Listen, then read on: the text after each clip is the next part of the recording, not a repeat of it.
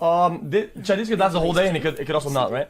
All right, your next witness. Your Honor, we'd like to call Laura Amber Heard to the stand. All right. Oh, Laura.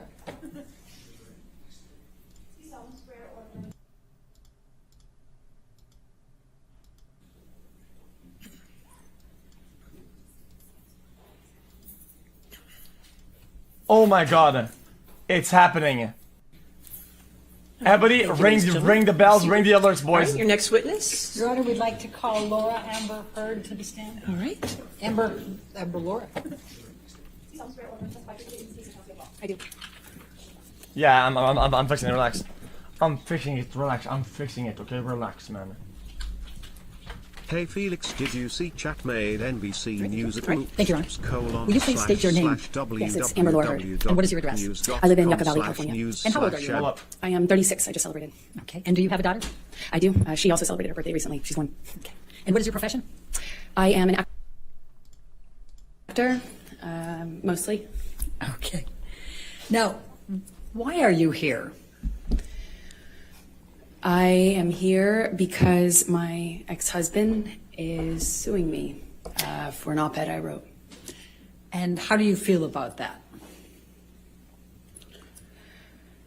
I struggle to have the words.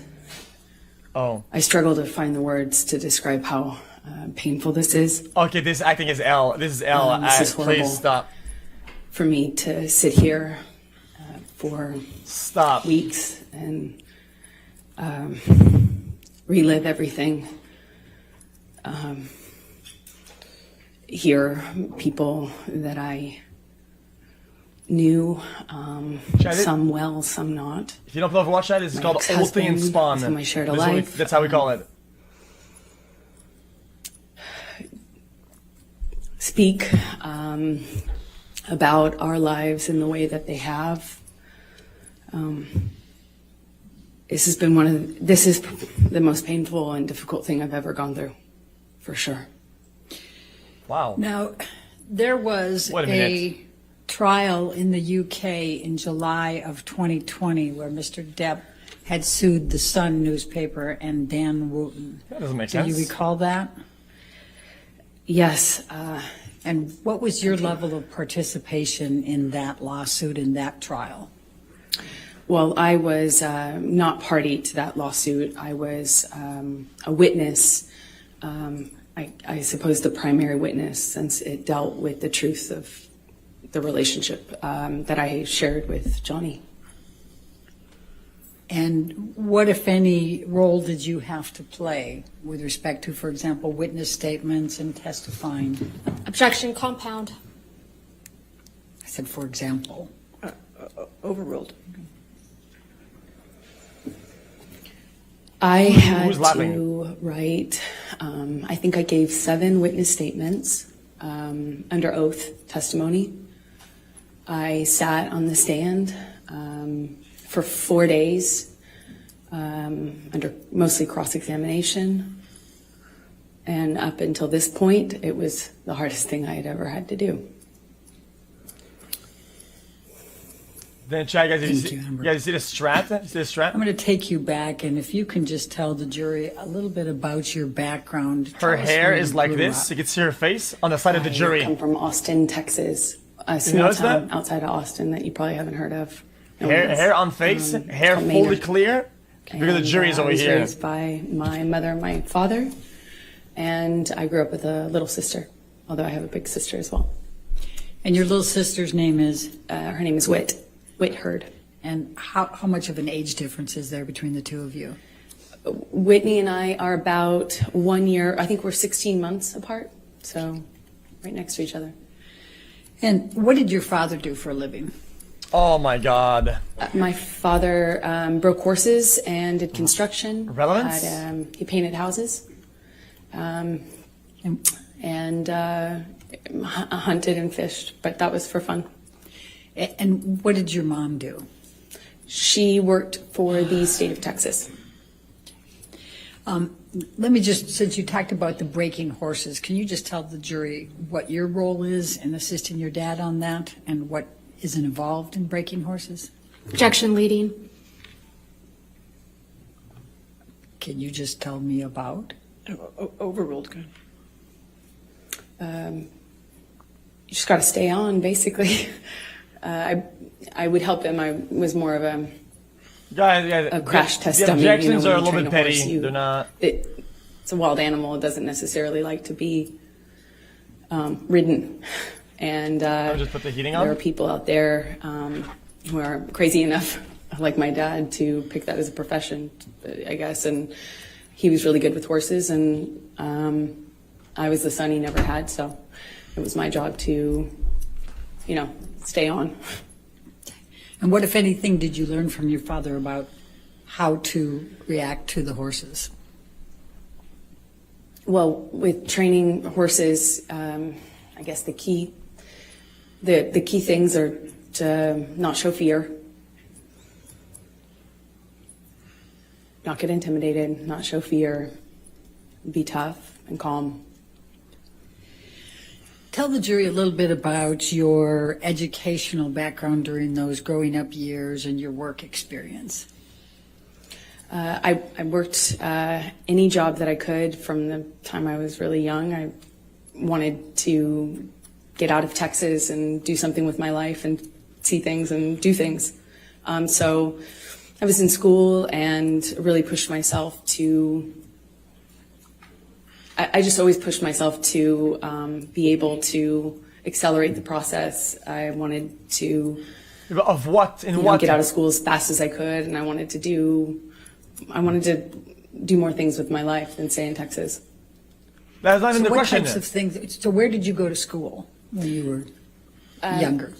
I was a scholarship kid at a Catholic school growing up, several different Catholic schools, but they were always in the other, on the other side of town, in the wealthier part of town, and I grew up quite working class, and thankfully with as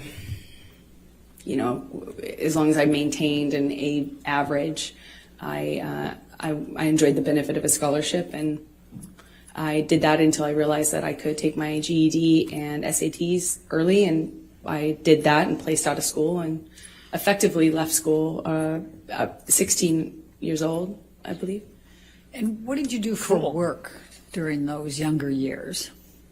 I took any job that I could. I worked at my father's construction company, sometimes, just administrative stuff. I mean, it was a small company.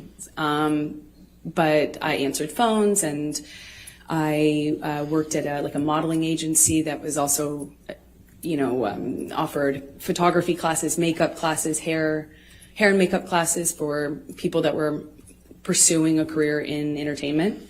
And I started taking classes that I paid for by working there, effectively as a trade. And I eventually worked there long enough to be able to pay for my headshots, which are Just- the pictures that you use in the industry to promote yourself, in whatever, acting, modeling, or both. Okay.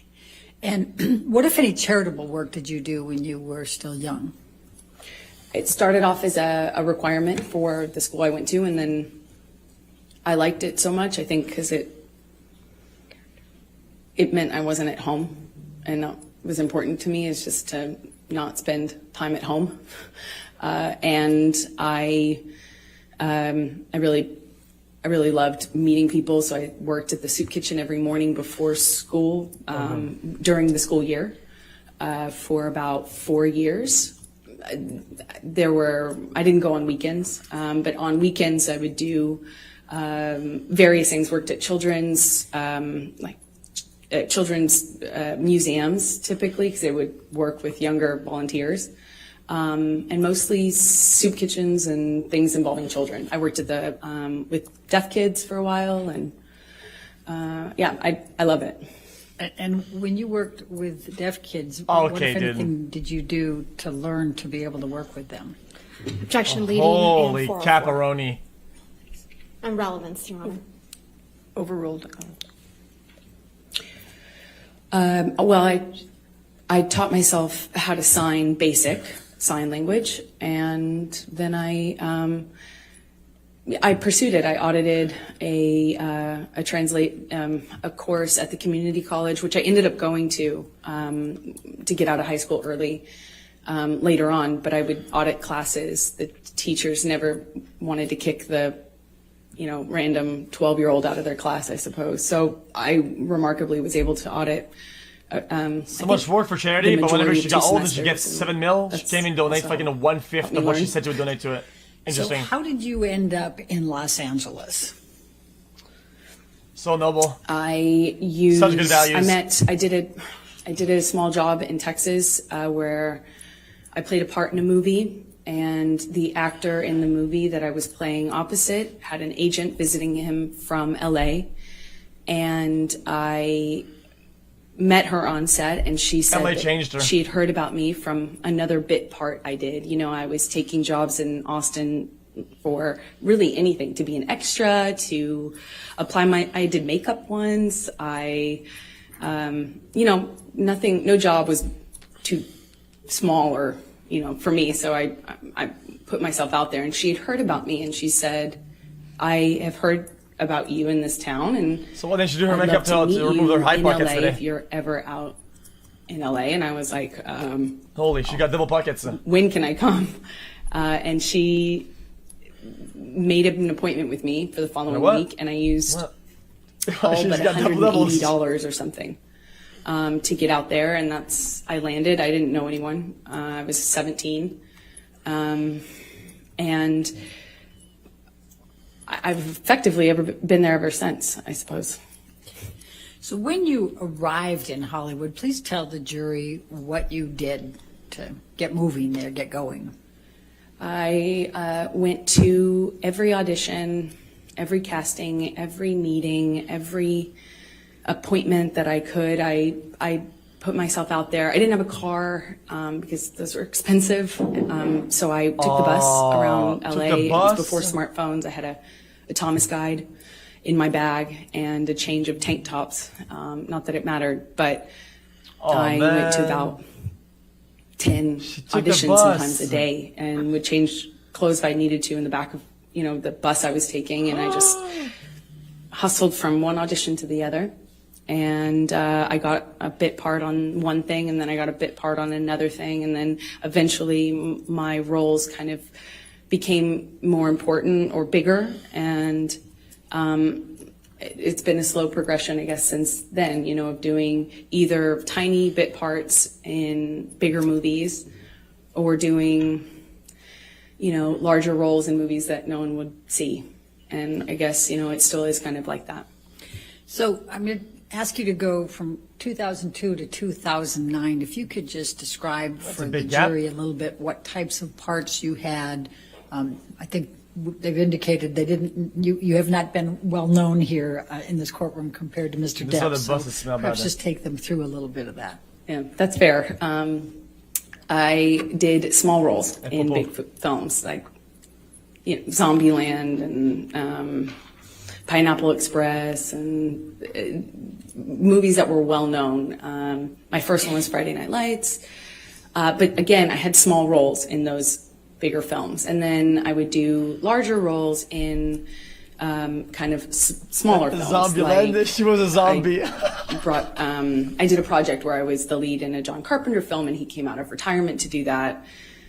And that's kind of how it was in terms of my career for those the first initial 10 years or so. It was just going from slightly bigger role to slightly bigger role, and just working my butt off.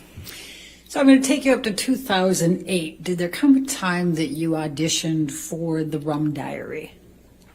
Yes, I auditioned for that in about 2008, I believe. Please describe for the jury your experience in auditioning for the Rum Diary. Well, I auditioned a few times, which is common in my work. You get a call back, as they say. And I think I had at least one, maybe two callbacks with the director. And then I got a call saying that Johnny, who at the time I think I knew that he was producing it as well, was doing a project that was something very personal to him. He was reprising his role as his late friend, Hunter S. Thompson, and it was a very important project to him, and that he wanted to meet me in person. I thought I would be going for maybe an audition, but it was just a meeting. I went to his office and met with him for a few hours. And what did you talk about during those few hours? We talked about books and music, poetry. We like a lot of the same. We liked a lot of the same stuff. Obscure writers and interesting books and pieces of poetry that I haven't heard anybody else reference or know or like. And he was very well read and charismatic, and I think I left the office with a few books that he gave me, and we spent the whole time just talking about things that we care about. And I was so surprised that somebody, I knew who he was. I wasn't familiar, I wasn't a fan of his work. I wasn't familiar with him, but I knew who he was. He's one of the most famous people in the world. So it was already a weird thing to go and get called into his office. And, I'm a no-name actor. I was 22, I think, and I thought it was unusual. That's super Kappa. It was weird because he was twice my age, and he's this world-famous actor, and here we are getting along about obscure books and weird, old blues, and I thought it was remarkable. I thought it was unusual and remarkable. Cool. I left there just feeling like, wow. So did there come a time that you learned that you were going to be cast for the role in the Rum Diary? Yes, a few days later, my agent said that Johnny's going to call you. We gave him your phone number. I was like, oh, okay.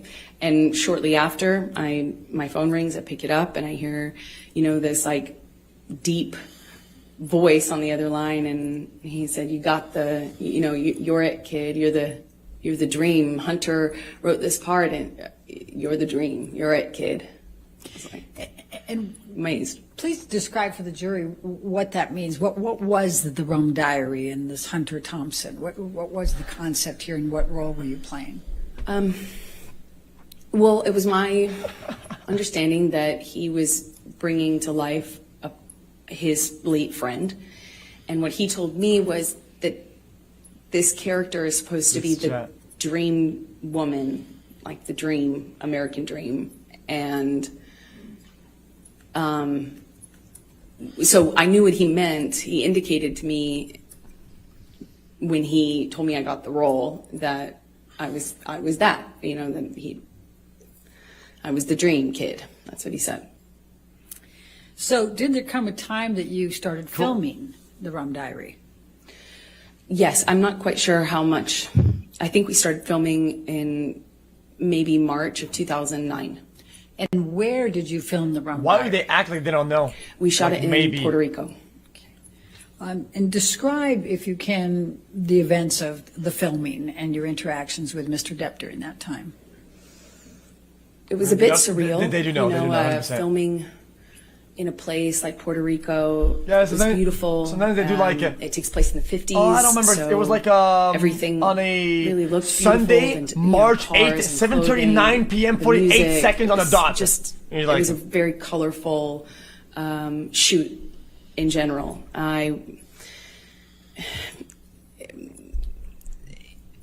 couldn't have asked for, a better scenario. I was on film. I mean, I was on set, reading my books, and occasionally Johnny would talk to me, and then he started to be really kind to me, like more open with me.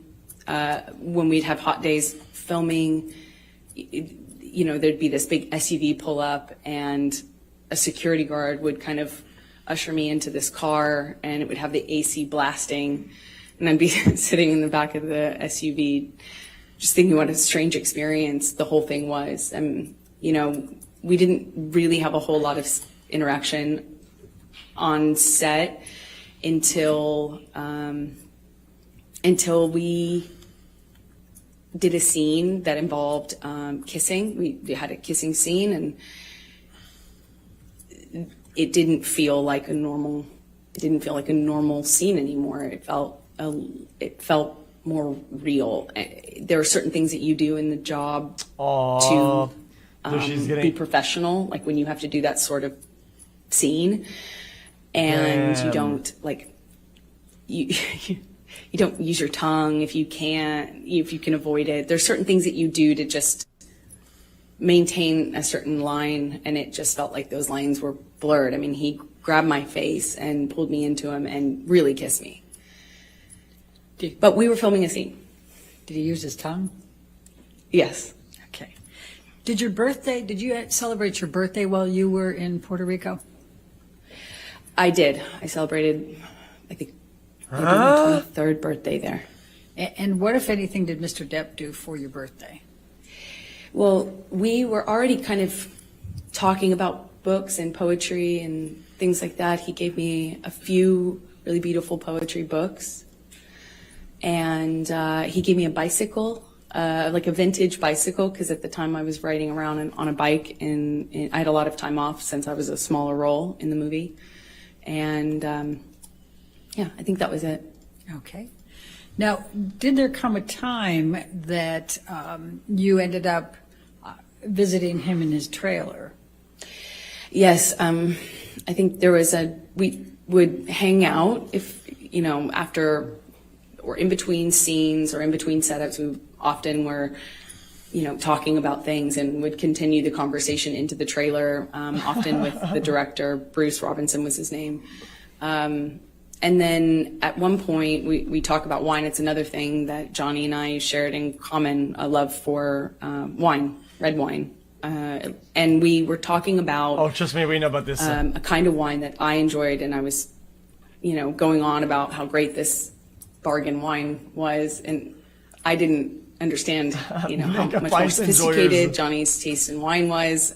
So I was going on about the virtues of Malbec or something, and I brought him a bottle of this wine, and I set it down, and at some point I'm going back to get back to set, and he kind of kicked his foot up in the air and basically kind of lifted the back of my bathrobe up. And can I just stop you there? Why were you wearing a bathrobe? Because I was doing a scene.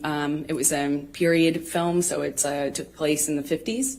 And so I had all of this old undergarments that are for that time era on. And the scene involved me changing. So I had all the costume on. And he kind of picked up the back of my robe with his boot. And I kind of turned around and laughed, giggled, I didn't know what to make of it at the time. And I just kind of giggled and batted it away playfully. And he kind of playfully kind of pushed me down on this bed sofa that was in his trailer, just playful and flirtatious, and he said, yum. And he kind of lifted up his eyebrows like that.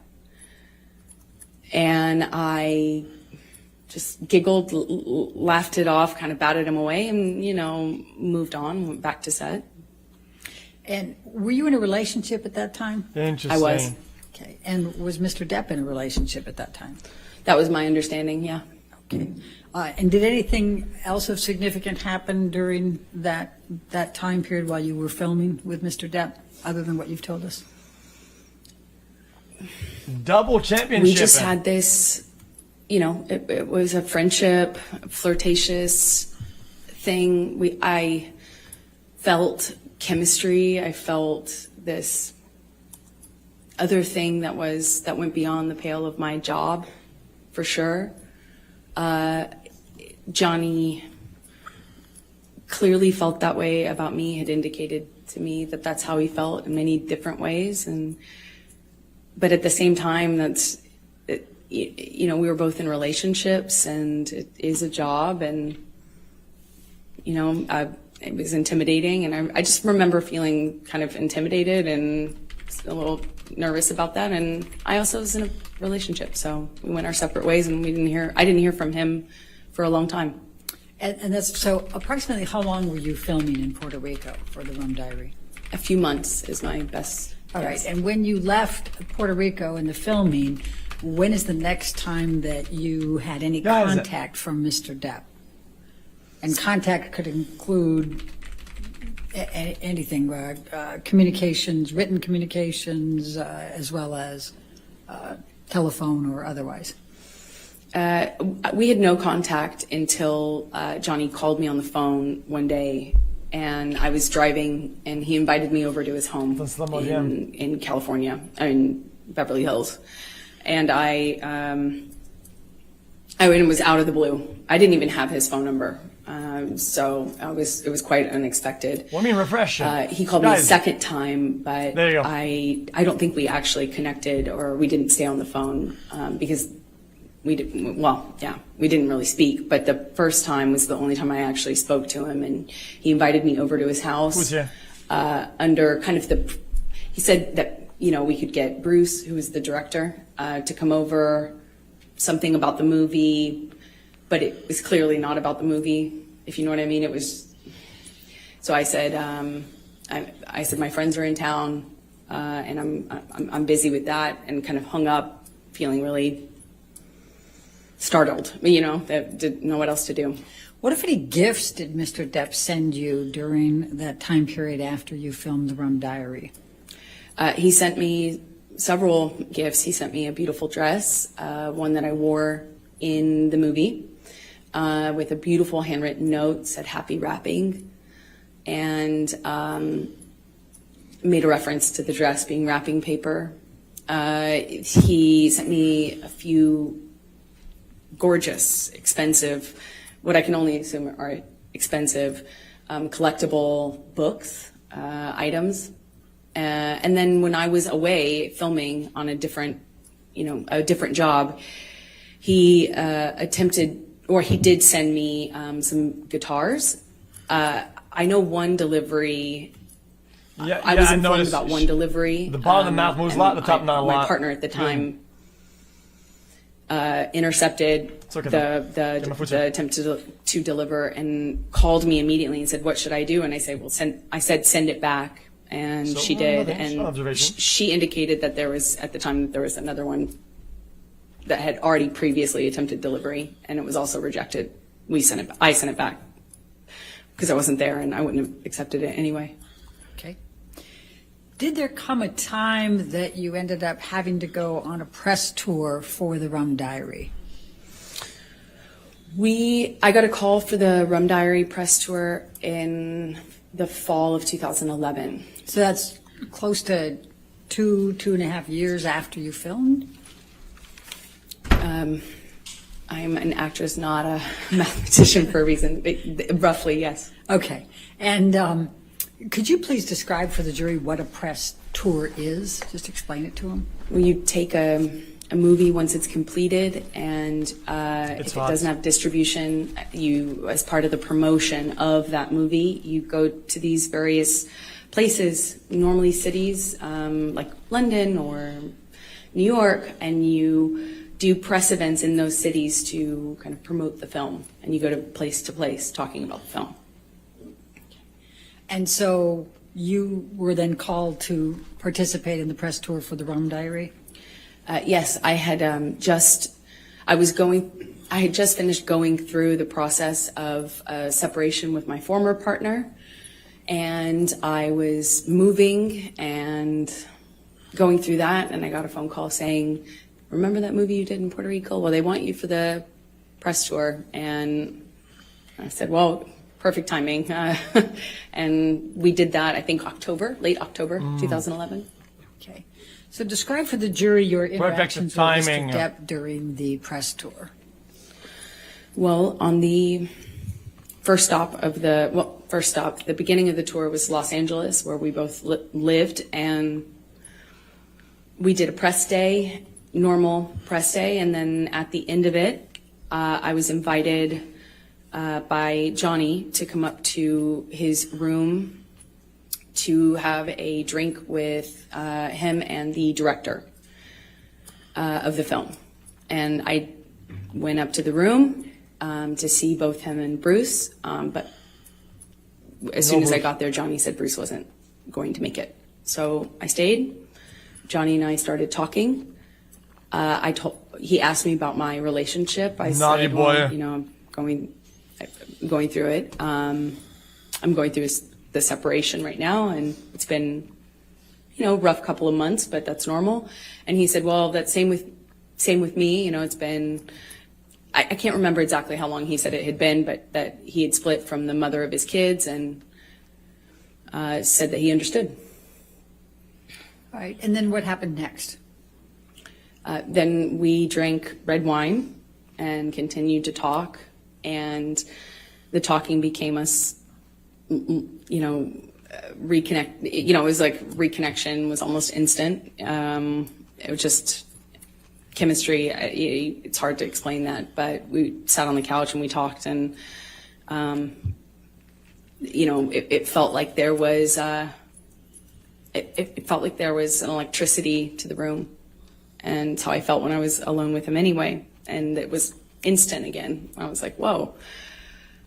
So on the couch, we talked, finished some wine, and then I got up and left. And as I went to leave, he grabbed both sides of my face, similar to what he did in Puerto Rico when we were filming that scene.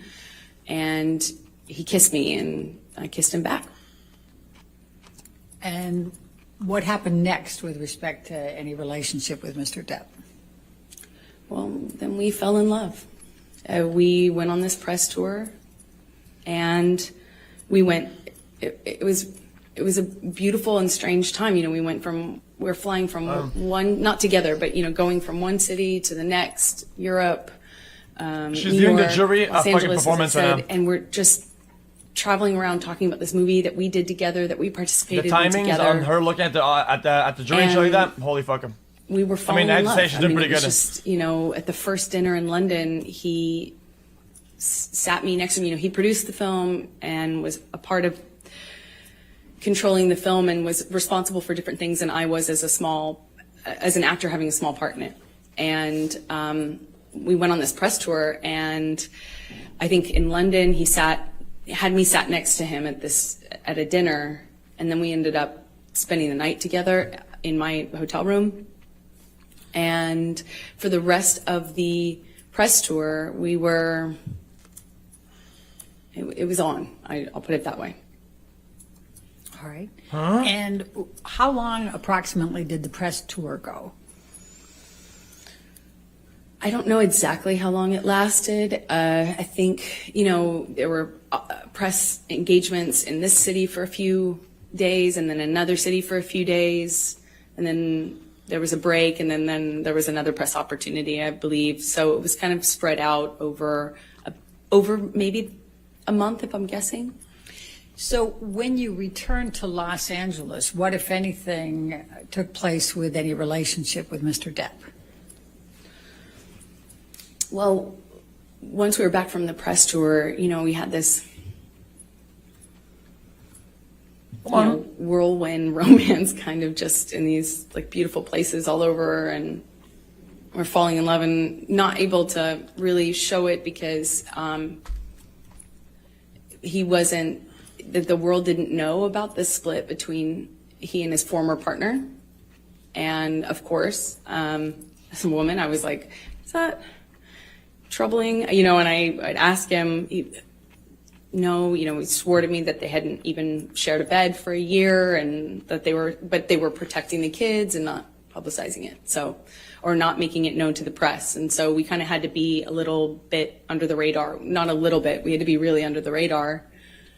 Because as Johnny pointed out, that the world would blame me and call me a homewrecker, even though I had nothing to do with it. So we were secretly dating, and then, you know, it was beautiful.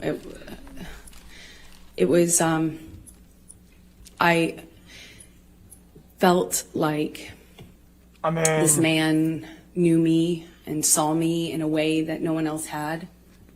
I felt he understood me. I felt he understood where I came from. I felt that, like, when I was around Johnny, I felt like the most beautiful person in the whole world. oh my God, the acting. Holy. You know, it made me feel seen, made me feel Holy $1 shit. million. Holy shit. And that kind of feeling where, you know, he just lavish gifts and lavish expressions of love, and how he had never met a woman like me. I mean, I remember he took the foil off of this bottle and put it on my ring finger, and I had only been with him like days, you know, or maybe it was weeks at the time. Yeah, it was probably about a few weeks, but it just felt very intense. But we weren't doing normal life stuff. We weren't like stuck in traffic with each other. We weren't going to the grocery store and doing life. We were like hiding in these places around the world. He has so many homes.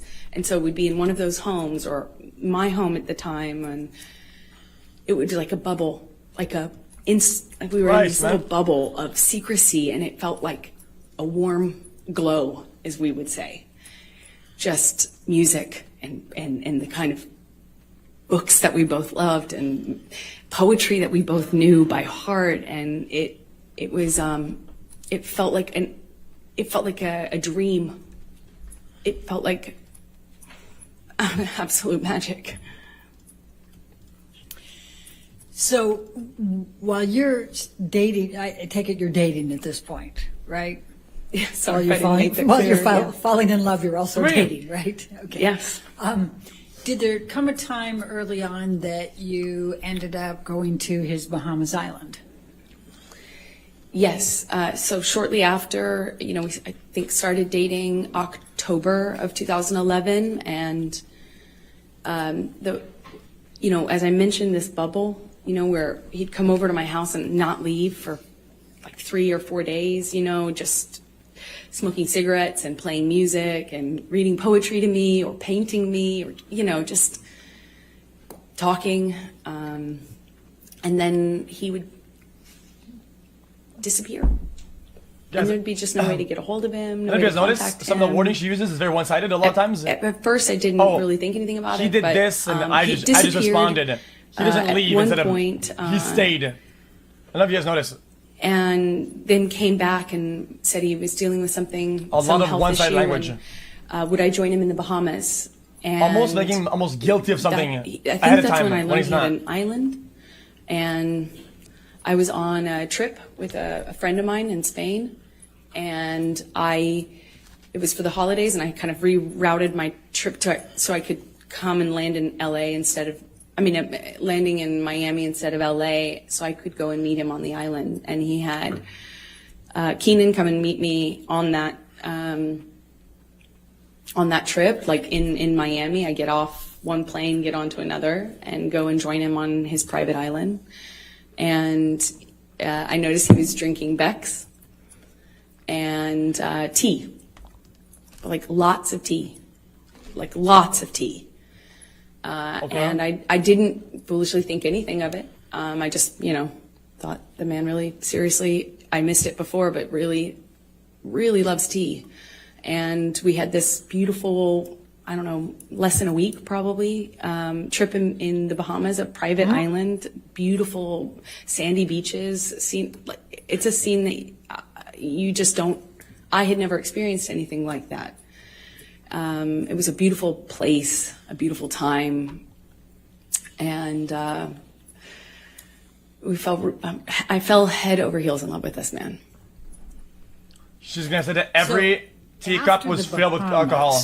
I assume you came back, and are we talking now early Or 2012? some shit, right?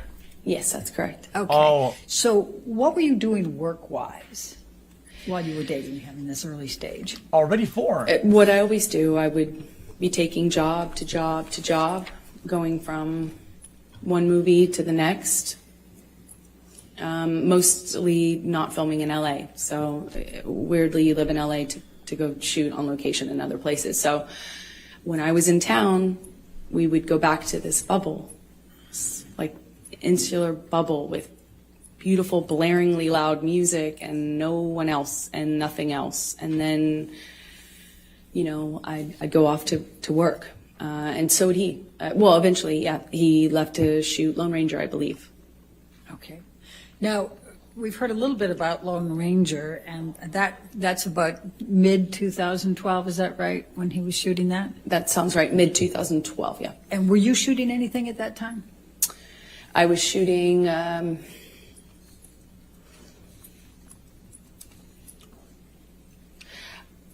Machete Kills? I believe I was shooting Machete Kills in Austin. I had a small part in Okay. a Robert Rodriguez Okay. film that shot in She knows all the Austin. timings of when to look at the audience and when to look at But, the you know, but she forgets the. I think Johnny was shooting and then having some time off, and there was just a lot of travel, a lot of movement, so.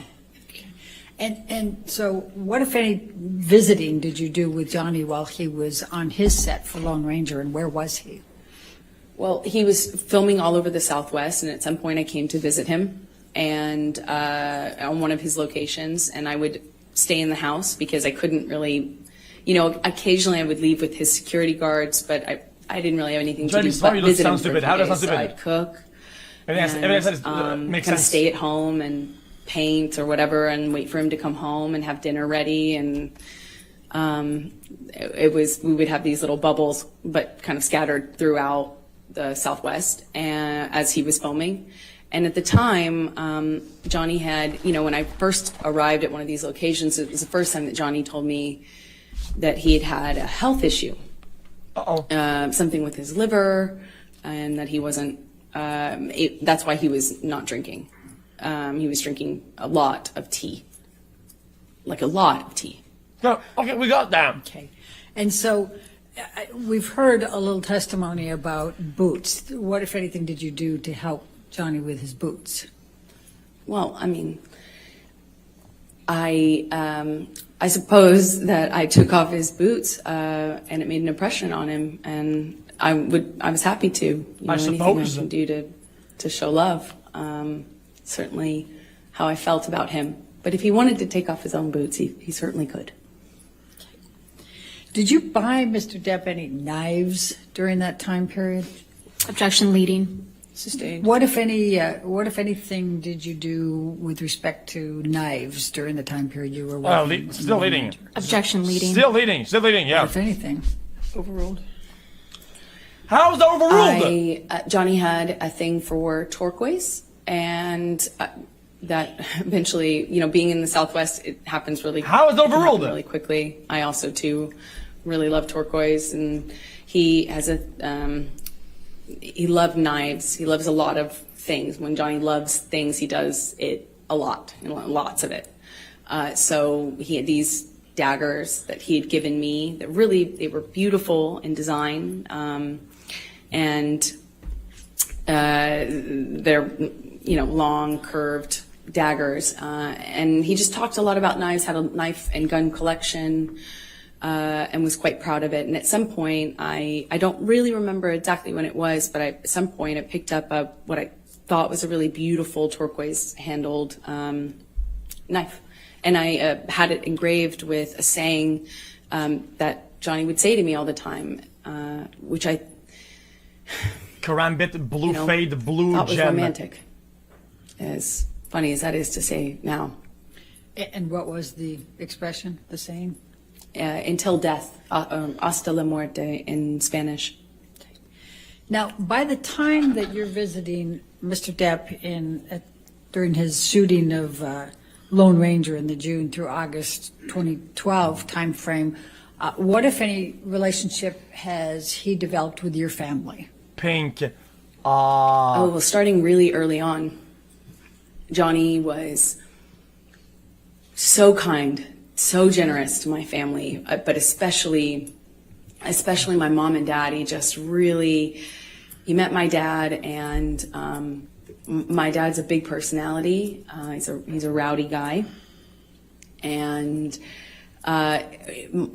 Johnny just all of a sudden, I had never noticed, you know, Johnny have a southern, all of a sudden Johnny had this southern accent and was really like buddies with him, and they really seemed to get along very well. There, you know, just like instantly he was giving my dad gifts. He gave him guns. He gave him knives. They had this, I mean, Johnny just really just showered my dad. And my dad's a working man, you know, accusing salt of of the love earth bomb. guy. And he was just like, you know, floored. He's getting all these amazing gifts and being invited to come on to these locations. And, you know, Johnny's this big movie star. And my dad was just like, you know, I think my dad would have married himself, not if I hadn't. And he just instantly, he gave my mom jewelry, brought her out to come and see me while I was visiting Johnny on Lone Ranger in some part of the Southwest. I think it was Colorado. He gave her this beautiful turquoise necklace, and I mean, they were definitely taken by him. And what, if any, relationship had Mr. Depp forged with Whitney by this time, your sister? I believe the relationship came a little bit later as they got to know each other, but he did the same thing with my sister and just really found a bond with them that, you know, was you know, he tried to do anything and everything he could to make them feel like special, and they did. You know, my mom, my dad, and my sister.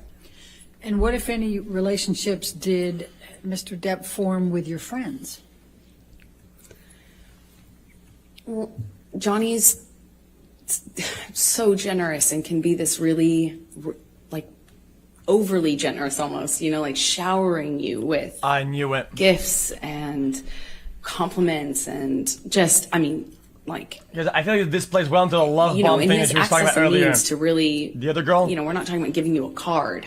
We're like talking about just these like extravagant trips or these extravagant gestures, and it's a lot. And he did that with my close friends. I relied heavily on my friends, and had a pretty strong support network with them. And he really just showered them with generosity and love and light, and invited them to come to these exotic places and flew people here and there. I mean, he's incredibly generous. I think everybody took note of that. So going back to the filming of The Lone Ranger, what, if anything, did Mr. Depp do with respect to a horse? Objection leading. Yeah, I was going to say the same thing. Overruled. How is it overruled? Johnny at one point insisted on buying me a horse, and I, of course, said that's extravagant. There's no way I could accept Like that. I said, she's contradicting her fucking narrative. Also, sometimes, how is do what it I is. take care of that horse? You know, it's so extravagant. So I said no, of course. Eventually, he got a hold of my dad and worked it out with my dad, like what kind of horse to buy, and then showed me a picture of this horse and said, "It's yours. It's coming here." I think it was being transported, and he said, you know, that he had my dad's help on it, picking out. And you know, I grew up on I my feel like dad's this is like not only horses, leading, and it's I grew like up riding with super my dad. leading. So, why is it overruled? you know, I went. I had it's coming out of the resisted blue. For, I think about like It's a month and a super half out or of the something blue. of him kind of bringing up the idea and me saying, "That's a crazy gift. No, thank you. No, that's incredibly generous, but I couldn't accept." To all of a sudden, I had a cult. So let's take you through. Because you can ask, was there any big gifts that stood out? Yeah, the horse. Could you just describe for the jury a little bit about how that relationship evolved through 2012?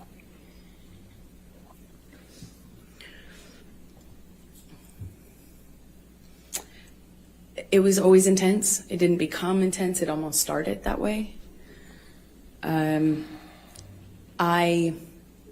When I was with him, you know, I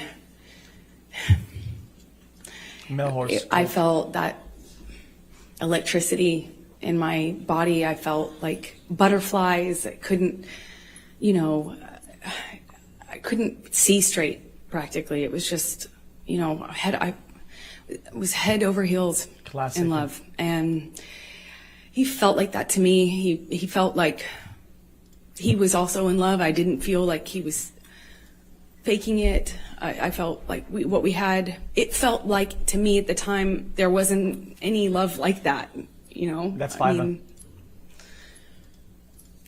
That's definitely five. And then he started to kind of do this thing again where he'd disappear and he'd come back. And I remember at first when he first started drinking, counts. I didn't really think much of it, but all of a sudden the behavior kind of started to go in line with the disappearing, and he'd come back and he'd just be different. And I'd say something and he'd accuse me of saying something else or saying it in a different way, or he would, it was mostly my clothing at the time and me working. That was the main thing. Like, I found myself trying to not talk about auditions because it would change the mood so dramatically. I tried to, you know, he would make these comments about, you know, whoring myself out, but do so in the context of me acting, you know, and he would talk about other actresses who do my role in this way where they were worthless whores, that they were, you know, fame hungry, you know, expletive, you know, just this. The point is, it felt really dirty to be an actor. Never mind that he was one. It was dirty that I wanted to do this job that I wanted to do, and I was doing the job of an actress. It was every time I was walking out of the house, he would ask me, "That's really what you're wearing, kid? Oh, I see."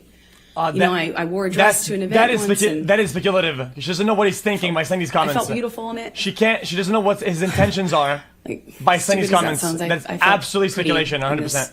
Dress I picked out, and I showed it him because it's a carpet, it's red carpet, so it's like, you know. You don't know what he thinks in this scenario. How do you know? Wasn't saying anything about it. You know, I left him to go do this red carpet, and I was like, "Did you see the event I went to?" You know, basically, I felt pretty, and I thought, like, "Did you see that?" You know, I wanted him to say something about that, I guess. And definitely 7. And he said, "Well, this is after he stopped talking to me for some time. Didn't tell me why. When he came back in my life, he wouldn't explain why he was acting different. He just kind of acted mad at me, didn't know what I had done wrong. And when I brought up the dress and the event, because it was an event to support a charity I was really involved with at the time, and I said, you know, did you see that thing? And he said, yeah, I think the whole world saw that, kid. That's how they'll remember you. That's how the world will remember you." And I was like, oh, come on. I mean, it's like, but I felt good in it. I felt good. And he said, "Yeah, kid, that's what you're putting out there in the world. No one will ever forget that. And that's all they'll see you as. That's what you wanted. That's what you were going for. You know, my dress was low cut. I get it. It's low cut. But I felt, you know, I felt really embarrassed and this fucking acting skit. Like, come on, dude. There's nobody else to do that, right? Made that choice. Of course, you know, he's right. You know, you start to believe it. That was also robotic the way she did it. Of course. But it didn't stop with that. It was clothing in general. And when I walked out of the house, it wasn't just like, "Hey, you're not allowed to wear that." It was like, "Oh, really? That's what you're wearing. No wonder you get cast in those roles. No wonder you that's what you are. That's what you're making it." Damn.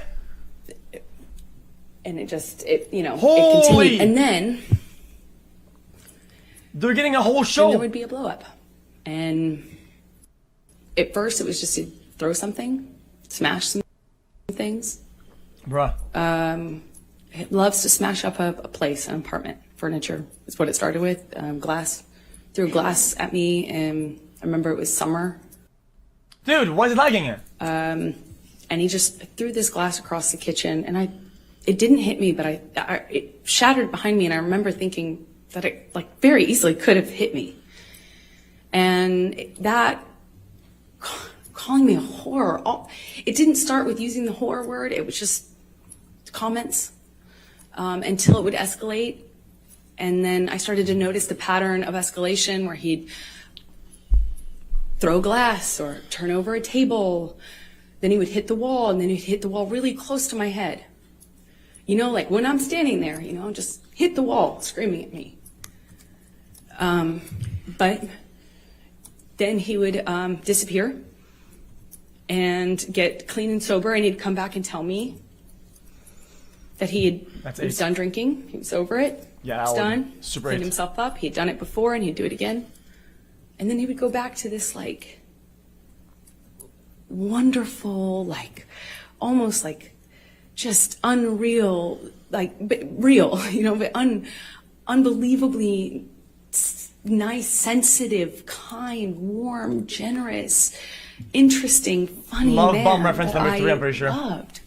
And he Same would topic, chat. Would keep it at make 8. me feel so loved. Like I would feel so distant from that thing that was so scary that I would not even recognize the two. And that was how, you know, our relationship kind of started to develop in that first year. Do you remember the first time K9 that he then. physically hit you? Yes. Please tell the jury about it. Here comes. It was it's seemingly so stupid, so Can we get a tear? insignificant. I will never forget it. Let's hear it. It changed my life. I was sitting on the couch, and we were talking. We were having a normal conversation, you know, just there was no fighting, no argument, nothing.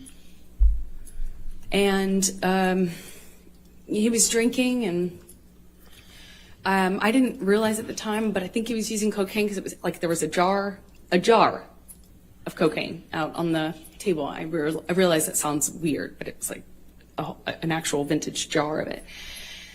But I didn't see him use it at the time, so I didn't really factor that in. I just, you know, he's drinking and we're talking, and there's music playing, and he's smoking cigarettes, and we're sitting next to each other on the couch.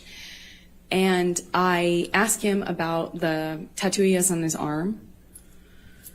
And to me, it just looked like black marks. I didn't know what it said. It just looked like muddled, faded tattoo that was hard to read. And I said, what does it say? And he said it says wino. It says wino. And I didn't see that. I thought he was joking because it didn't look like it said that at all. And I laughed. It was that simple. I just laughed because I thought he was joking. And slapped me across the face. And I laughed.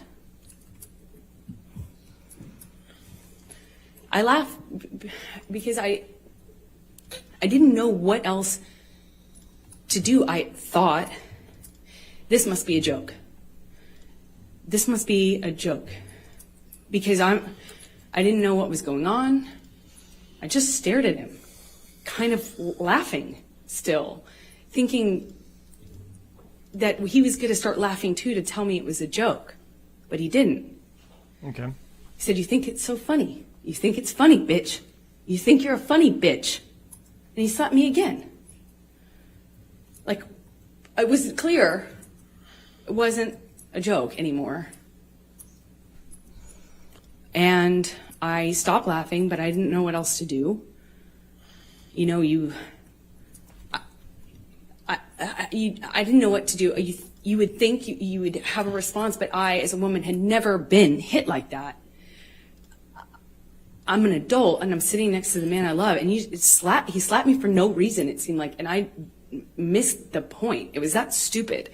Second slap, I know he's not kidding, but I don't know what else to say or do, so I just stared at him. I didn't say anything. I didn't react.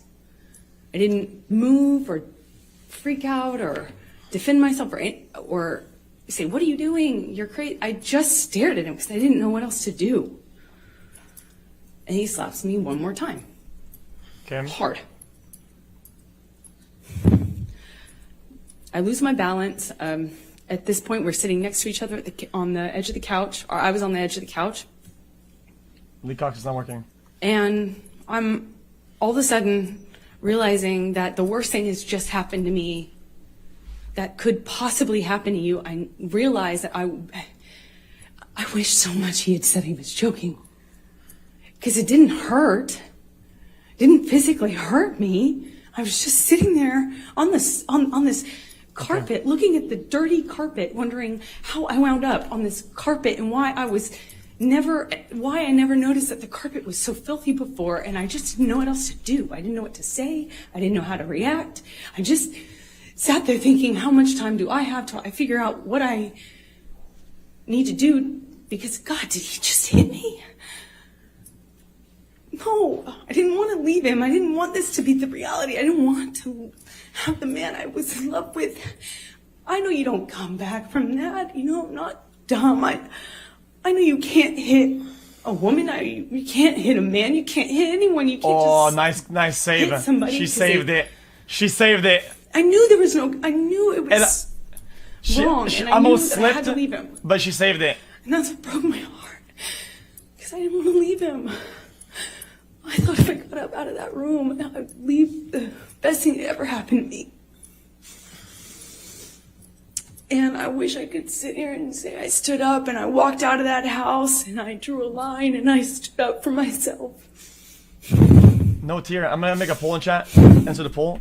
I'm asking if we're gonna get a tear or not. Just looking at the dirty carpet, trying to will myself to get up, to walk out of the door because I knew I needed to. And I really slowly stood up, and I remember looking at him in the eye and just looking at him, frankly, because I didn't know what else to do. And before I know it, he starts crying. And, you know, like, I had never seen an adult man cry. I didn't even really see my dad cry at my grandma's funeral. You know, it's weird. And he's crying. Tears, I mean, just falling out of his eyes. He gets down on his knees and he grabs my hands and he's touching my hands and he's saying to me, I will never do that again. I'm so sorry, baby. I put the fucker away. I thought I killed it and it's done. I thought I put the monster away and I've done it before. It's done. But on his knees. No, you can't cry as an adult male. You're not allowed to. It's like a law thing. I didn't have words. I didn't know what to say. I just remember thinking that it was just, he was crying. He seemed so sorry, but I knew I couldn't just forgive him because right? That means it will happen again, no? You know, like I've seen the health class videos. You can only do it if you have no tears. And I got up in my car. I walked to the car. I didn't say anything. I made a point to not say, oh, it's okay or anything like that. I just didn't say anything. I got up, I went to the car, I sat in my car, and I felt like I sat there forever. I didn't want to turn the key. I just leaned my head up against the window, and I remember just seeing my breath on the windshield, you know, on the glass of the window of the door, just seeing my breath and trying to will myself to have the strength to know what I should do in this moment, because Useless details to create sense of heartbroken. And I sat there for a long time, and I eventually turned the key and drove home.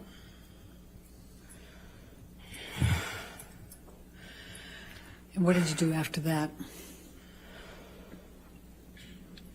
I don't know. Now back to normal. I don't remember what I did when I got home. I don't remember. Yeah, it's 12. I went to my therapist. I told her. Objection, hearsay. I'll sustain it as to what she may have told her. I went home, and a few days later, started getting, I actually don't know how many days later, but I started getting calls and texts from Johnny, you know, apologizing profusely. I mean, just, you know, he He said, I'd rather cut my hand off than ever lay it on you or lay it upon you, you know, and he had that way of talking. It felt like wait a minute. poetry. And he showed up to talk, like with the understanding that, you know, he understood I could never forgive him and it was done. I'm sure cross-exam will So I show, felt will ask kind of for proof. I'm safe sure. and saying, okay, let's have a talk, or, you know, yeah, we'll talk.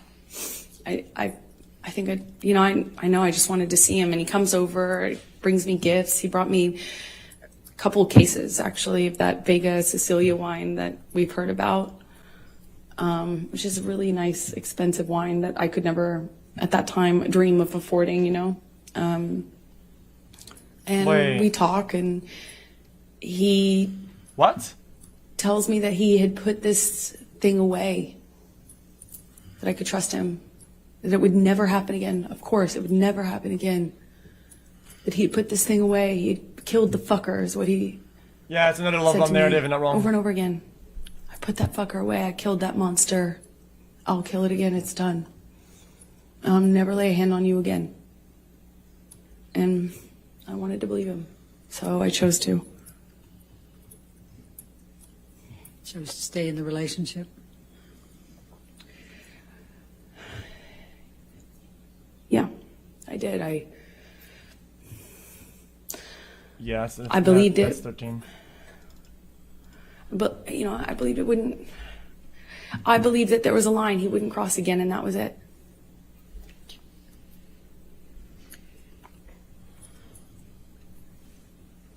And Tear? so you stayed, correct? You stayed in the relationship. Yes. Okay. So Nope. is this a good time? You wanted to You can break? keep going a little longer, please. Okay. Thank you. So could you please describe for the jury the evolution of your relationship Same after topic that doesn't count for time crying. with Johnny?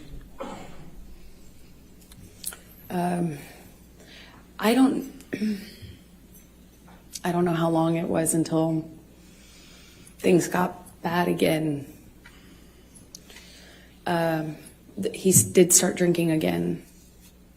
I remember it was almost, you know, he'd start drinking again, the disappearing thing, the coming back. He'd come back like in the middle of the night to my house. And it would be unclear to me, you know, drunk, often really drunk, and kind of accusing me, but not directly. Nothing was very direct. It was a lot of accusations, but they were veiled. You know, what I was wearing, who I was with, why didn't I text him back? I didn't text him back right away. This is when I was at my place in Orange. Sometimes he would show up to catch me. Like that was a pretext for coming over. And by the time we were done talking, I would have thought I had convinced him that I loved him, that I only loved him, there was no one else. How and did she then know why he came? that we were back in an upswing and would go back to good, loving, like sick, romantic love, like kind, sweet, velvety love. And then it would be something I said, why did you say it that way? You know, if I had to leave for an audition, I could guarantee that when couldn't guarantee, but 2 of those in a row, and when I came back, he was angry at me. 600K I viewers. didn't necessarily know why, and then he started accusing me of things. Probably like at first it was indirect, and then it became really direct.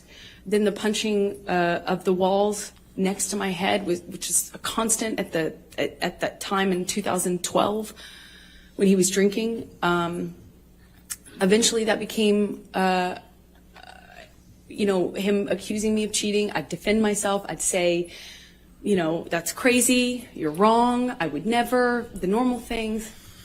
And it would escalate to the point where he would push me or shove me down, and then I'd get back up. And this happened several times. That's why it's not more specific, I suppose. When I'd get back up, I'd look him in the eye. I made a point of getting up and looking him in the eye. It's my way of defending myself at that time. And I'd look at him, and he'd ask me if I wanted to go again, and shove me back down. Eventually, he just hit me. Remember, he hit me in the face when I denied having an affair with my ex-wife, my ex-partner at the time. And he said he had proof. I denied it. And I was walking out of the bedroom, slapped me across the face. I turned to look at him. And I said, Johnny, you hit me. You just hit me. Damn, she's giving it a full-fledged performance. I'm going to ask you, Michelle, can jury. you bring up 1783, please? What number again, please? I'm sorry, What number? Defendants 1783? 1783, thank you.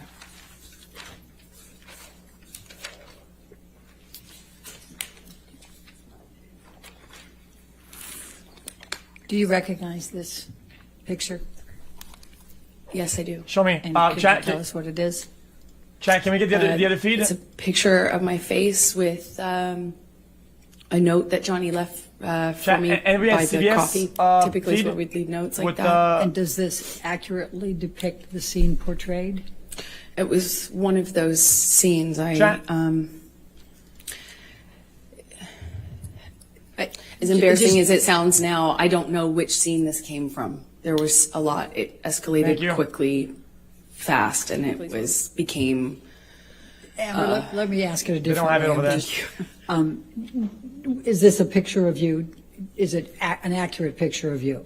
Yes. Your Honor, I'm going to move the admission of 1783. Your Honor, we have an objection. May we approach? Okay. Oh, no, it's not public. Okay, yeah. I forgot. They show and reference the evidence. They look at it, and then they ask permission to publish to the jury, and then they say yes, and then the other person, the other people have to say if they have an objection or not, and if they do, then they publish or not, or redact before publishing it, and then the jury can see it, and then some broadcast like CBS will have it, and then we'll put it up on screen. No, I think it's interesting. Guys, I don't mean to sound smart on purpose or whatever, or like say, yo, guys, I'm so smart, good. I feel like when I talk about these things, it's kind of like an obvious thing. I feel like it's obvious. It's very obvious. The one-sided early stage relationship that she's displaying. Like, oh, he did the boot thing. Oh, he did the nice thing. Oh, he did the gift thing. Oh, he did. He would do this, and he would be so forward with that. But oh, when I removed his boot, yeah, I suppose that happened. I mean, I was removing his boot. I mean, if he wanted to remove his boot himself, he could have if he wanted to. But I did that. I think Would you please it's like I don't know why she's doing that though. I don't get for the it. jury, some of the cycles you had with Mr. Depp through 2012. So, in 2012, the violence was pretty, relative to what it became, pretty, slapping, backhanding. Well, it went from this eggshell kind of, you're walking on eggshells, nothing This has you're nothing to doing do with is abuse. You're kind of wrong. right, but you don't know what you're doing wrong. And then I was doing something wrong clearly, but it was unclear within the scope of an argument what I was defending myself against. So it would shift from a rumor he had heard that I was with a friend, or I had been photographed standing too close to a male person. That was a person I had something with, and I was lying to him about, and it would be eggshells, accusations, and then he would explode.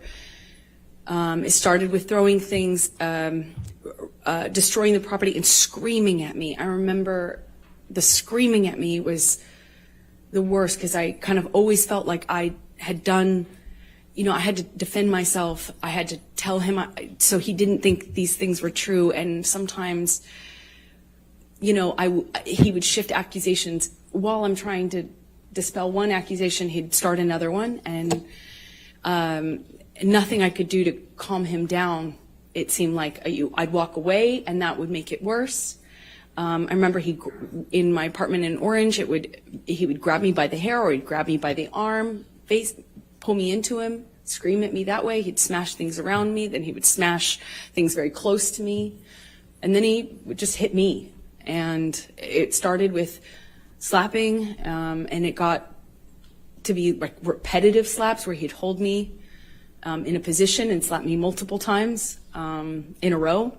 Then it would be, eventually I later would either push him off of me or I'd try to hit his hands away from me. I tried to, not in 2012 so much. At that time, it was mostly, my defense was.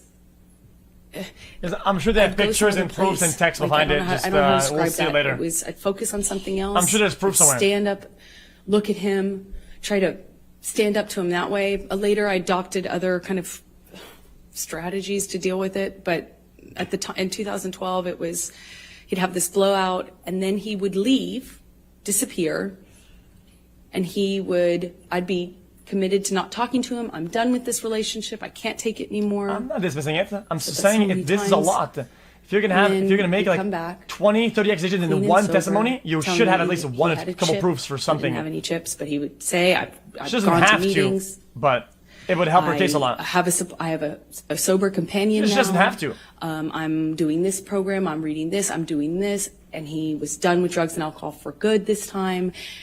And he'd come back in my life. And with not the saying she's combination lying. of him I'm being just saying- sober and having gone through this horrible thing where I felt like my heart ripped out of my chest, like a relationship ending is hard, I think, for anyone, but ending under that circumstance is really painful. And so when he'd come back, it would almost feel like a solution to that. And it would feel great. And we would be good again. And he'd be extra nice and extra apologetic and extra loving. And it would then we'd be back in the good bubble. If she's caught the warm lying glow. black on white, I think her testimony can be thrown out and striked, right? Eventually I'd get bored, and then I'd see him drinking again. When I started to get upset, noticing the pattern of the violence going I with didn't say she's lying. the I stopped drinking saying and that. drugs, then he started sneaking it. So it became less clear, and I'd have to look for clues as to what he was on. So I just knew how to react, Johnny on speed is very different from Johnny on opiates.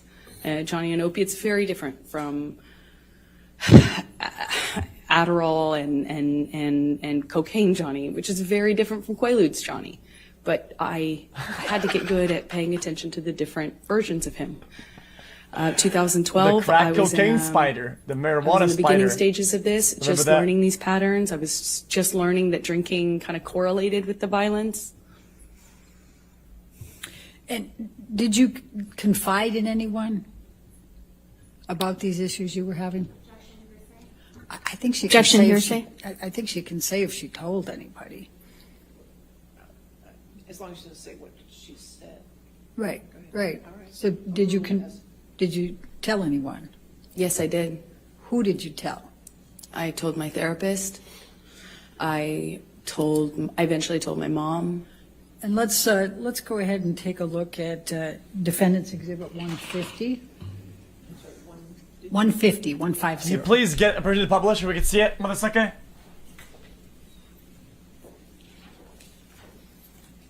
Michelle, blow that shit up. We want to see it. Your Honor, I'm going to object on hearsay. Yeah. Second time they go for publish, right? And they get objected. Can we get a picture so we can watch it? I'm sorry, I apologize.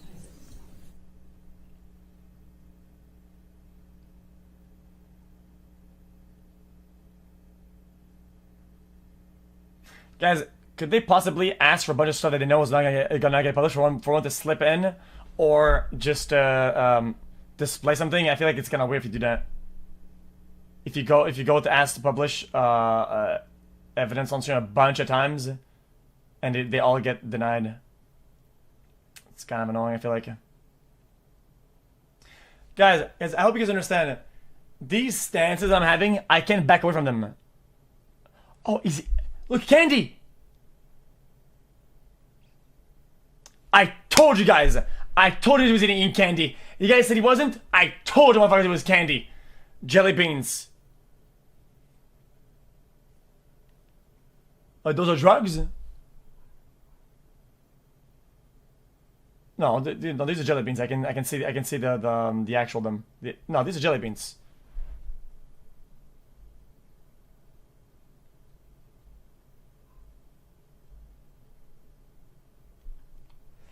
Yeah. Listen. I'm trying to cover my tracks here, okay, make you guys understand for people that don't understand what I'm saying, okay? Because I never said she was lying, nor did I downplay some of the perspective, okay? I think she's putting, you guys, she's buttering very thick when she's looking at the jury and going all out with facial expressions. I do think she's going all out. I didn't say she's lying. What I said was, she doesn't have to show proof because it's her testimony, and under oath she tells the truth. That's how it is in court, okay? She tells the truth. So these are all true. But it helps a lot if she does have proof. So if she's gonna make 60 instances of getting slapped, 40 times she got punched, whatever, it would help a lot if you showed one time or a couple times a proof, a picture. Oh, look, this happened. He threw this at me and it hit me. Look, I'm injured over here. It helps a lot, though. It does help a lot. But the fact is that we haven't seen anything yet. So it's like, how long do you get something yet? This says, there's proof that she abused him. Yeah, but I'm just waiting it. Because like I said, guys, I feel like the defendants and the witnesses, yes, they have been barraging, literally spamming a bunch of like this. And I'm just like, okay, cool, man. It's almost like you're like, okay, you know what, dude? This is crazy. At a point, it becomes so overwhelming that you kind of want it. Yeah, fuck it. Like, but I want to see like a proof, evidence, anything. It's preview. This is why it's evidence after. Yeah, so we'll see evidence afterwards then. Because there's so many times that I feel like, yeah, of course it could be a strategy, I suppose. Why did you decide to confide in your mother So no picture again. about the issues you were having with Mr. Depp?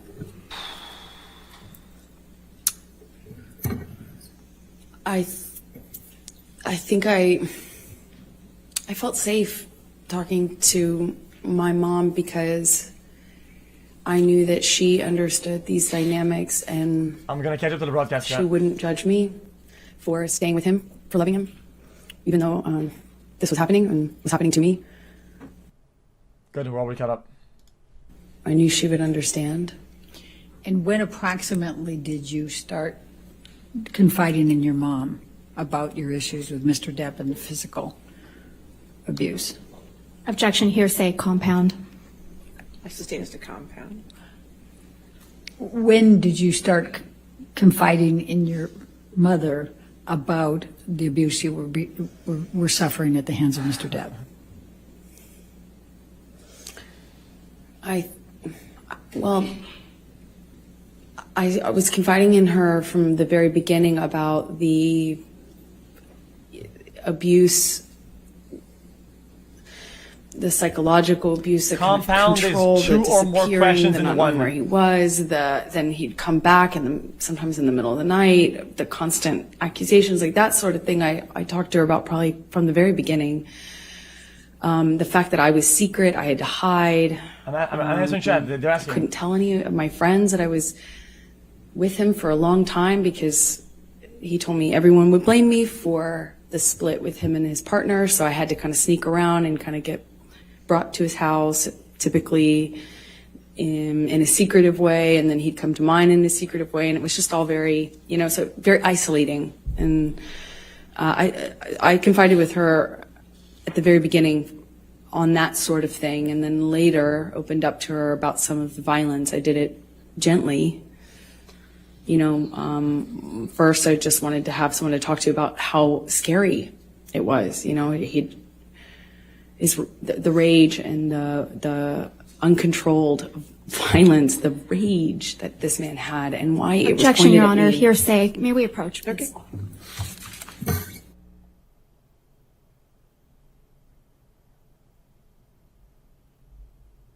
Okay, I have a question for chat, guys. This might be a little bit more complicated question. Yeah, this is 15, but I have 15. If the witness is doing things she shouldn't, right? Let's say saying or doing or displaying things to the jury, which affect the jury in tremendous ways, right? how often do they have to interject and say, "Yo, can you stop that? Yo, can we approach?" And she has to stop that. How many times do they have to do it until the witness is like Ladies and excused? gentlemen, we're going to or... go ahead and take our 15-minute afternoon Yeah, that's what I break. thought. So please do not talk about the case. We're doing the outside research. Okay, we'll see you soon. Because at the end of the day, this affects the jury like in irreparable ways.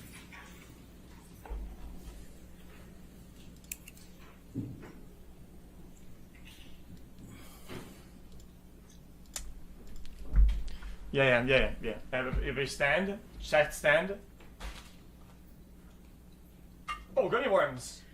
All right, and Ms. Hurd, just a reminder that now that you're on the stand, you cannot discuss your testimony with anybody to include your attorneys, okay? All right, so we'll be back. Let's make it 3:45, okay? Thank you. Thank you. I could go on break now.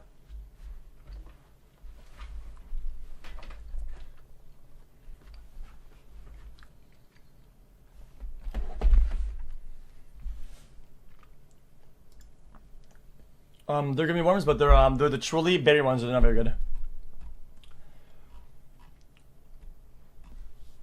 What's happening? They're on break.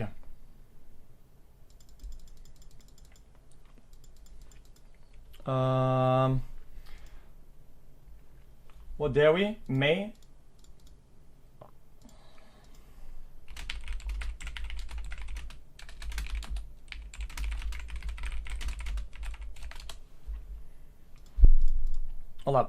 Hold up, wait. What? T-Tours? What about T-Tours? What you guys in T-Tours, man? What are you guys in T-Tours? Nah, I want to go back to the spot where she, So kind, so generous to my I want to go back to this spot.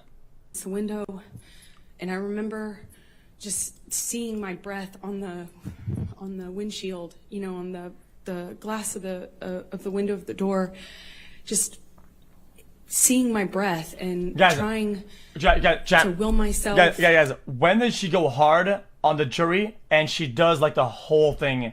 It's actually insane though. It's absolutely busting. Remember the timing on it? What part of the story? It was pretty crazy. Point where Holy! you push me. I don't want to overly dissect and stuff. It's not trying to look like I'm like pseudo smart or whatever. Dude. I was looking at her face the whole time. She went fucking hardcore. A minute or two behind this, before this.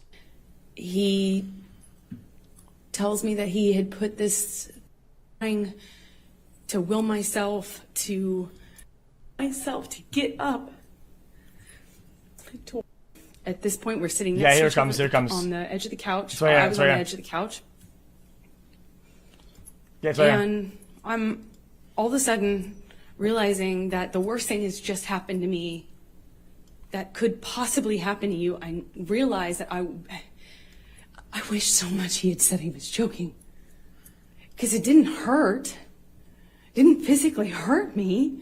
I was just sitting there on this Dude, she's looking at him one by one. Holy, this is actually insane. I wish so much he had said he was The jury is joking. in that direction, by the way. Is in Because it didn't hurt. that direction. Didn't physically hurt me. I was just sitting there on this carpet, looking at the dirty carpet, wondering how I wound up on this carpet and why I never noticed that the carpet was so filthy before, and I just didn't know what else to do. I didn't know what to say. I didn't know how to react. I just sat there thinking, how much time do I have till I figure out what I need to do? Because God, did he just hit me? No, I didn't want to leave him. I didn't want this to be the reality. I didn't want to have the man I was in love with. I know you don't come back from that. You know, I'm not dumb. I know you can't hit a woman. You can't hit a man. You can't hit anyone. You can't just hit somebody because I knew it was wrong, and I knew that I had to leave him. And that's what broke my heart, because I didn't want to leave him. I thought if I got up out of that room, I'd leave the best thing that ever happened to me. It was entertaining? No, it's entertaining for the jury, I wish I perhaps. could sit here and say I stood up and I walked out of that house and I drew a line and I stood up for myself. But I was just looking at the dirty carpet, trying to will myself to get up, to walk out of the door because I knew I needed to. And I really slowly, I stood up and I remember looking at him in the eye and just looking at him, frankly, because I didn't know what else to do. And before I know it, he starts crying. Yeah, it's been nuts. And, you know, like, I I don't know. I think so far the only problem, one of the big problems that I saw was early. It kind of got me mauled. see my dad cry at my grandma's funeral, you know, it Just the way that it makes him look guilty.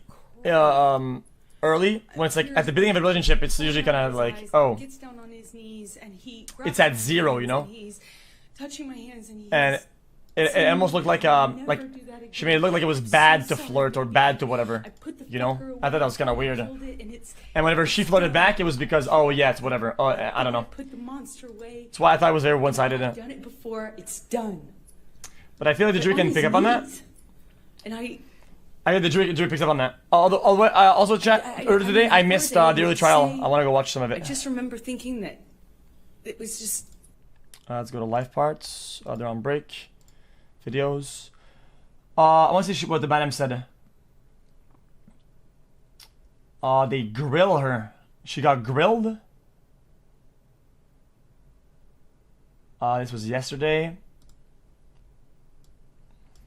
Good morning, Dr. Hughes. I'm Wade Dennis. We haven't met before. No, good morning. Morning. You testified yesterday that you have to give careful attention to gendered stereotypes. Correct? That is correct. When you're talking about intimate partner violence, you have to pay attention to gendered stereotypes. And during your testimony, you in fact paid attention to gendered stereotypes, correct? I'm not sure what you mean. Well, you said we were going to have to pay attention to gendered stereotypes, and then you testified at length where you referenced both men and women. You paid attention to those stereotypes during the course of your testimony, correct? What I was saying was you have to pay attention to gendered stereotypes when you're conducting these evaluations. You can't assume all the time that the male is the perpetrator and the female is the victim. You have to go into the evaluation understanding that the male also could be the victim of intimate partner violence. In fact, you're aware that there are large-scale studies that do say that IPV towards males does exist. Of course. Okay. And every time you referred to the characteristic of a victim of intimate partner violence yesterday. She said she. You used the pronouns she or her. Yep. I was using the she and her pronouns in this case because my determination was, as I stated, that Ms. Heard was the victim of intimate partner violence. Nope. This doesn't work at all. Guys, I said it yesterday. The questions were not about the case. The questions were neutral and general about the profession and its specifics. It was asked. Every question was very clearly asked. In that profession, what about this? With no specifics. She's just lying now. That is why I was using the she, her pronouns. Nope. You, in fact, said women get into the relationship for all the right reasons. That's what you said. The woman gets into the relationship for all the right reasons. And then you say difficult for victim to extricate herself. You go on to say that she can and she should. Over and over, you use she, right?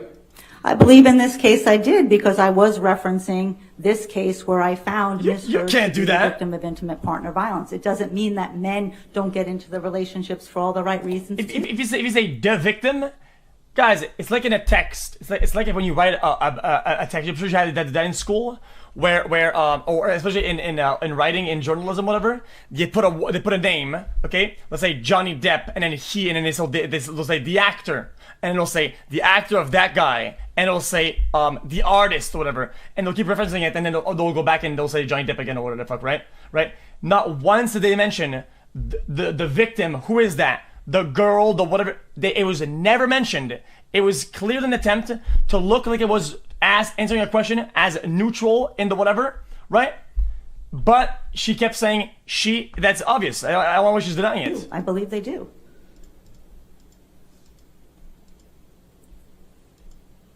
Nearly every time you referenced the perpetrator of IPV, you used he or him, didn't you? Yep. And it goes back to the same reasoning as I'm describing my understanding She's of my lying. This is the evaluation bitch. in this matter. Of course, men can be perpetrators and victims of intimate partner violence. That's well established in the Disgusting. research, and that's well established in my clinical practice as well. Isn't the reason that you used the pronouns that you did that you almost always testify on behalf of a woman? That's not correct. You don't even remember the last time you testified on behalf of a man. Well, I don't testify on behalf of someone. I testify as to the results of my evaluation. I frequently treat and assess male victims of childhood sexual abuse who are Then that goes against what you just said. Then coming into treatment for abuse by their Boy Scout leader, by their coach, by their teacher, by a trusted adult. I see them in therapy. I see them in forensic the matters. point I'm trying to make is that she can't glide the line of, oh yeah, I'm talking general. And sometimes she says, oh yeah, but I'm testifying on this case. Oh yeah, in cases I do this. This question is, no. In this case, she always, dude, you guys, she switches lanes every question. You can't do that. In criminal cases. So I treat and As you're supposed to know, when she's addressing overall, and this case, she never made even a single time, not even a single time, that she made it clear she was talking about this case instead of overall. It's so dumb. Evaluate men. Not all one the time. She I didn't precised ask you it. about treatment. I asked you about testimony. You broke out your practice between treatment and testimony. I'm not asking you about treatment. When's the last time you testified on behalf of a man? I testified recently in a deposition on behalf of a man who was traumatized because he was wrongly convicted. At the time of your deposition 6 weeks ago, you couldn't remember a single time you had testified on behalf of a man. I testified in my deposition that I testified in a case of a man who was wrongly convicted about 20 years and suffered physical and sexual violence in prison, and I detailed the traumatic effects of that happened on that gentleman. All right, why don't we take a look at your deposition? Sure.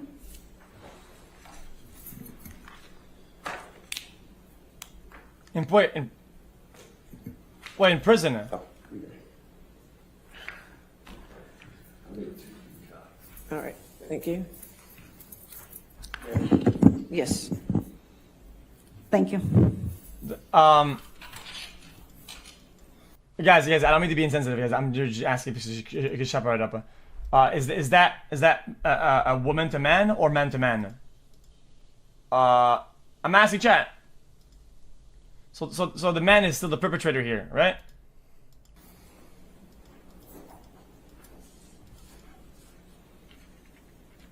All right. Transcript of the deposition that you gave March 28th, 2022, correct? Yes. All right. Let's go to page 77.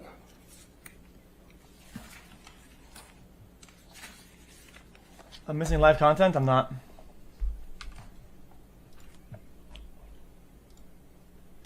You're dumb.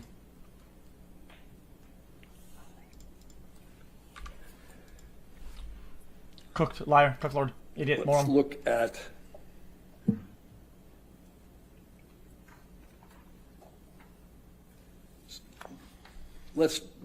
page 78, line 8. So you can't recall a single instance where you were hired by the attorney representing the male in an IPV matter, correct?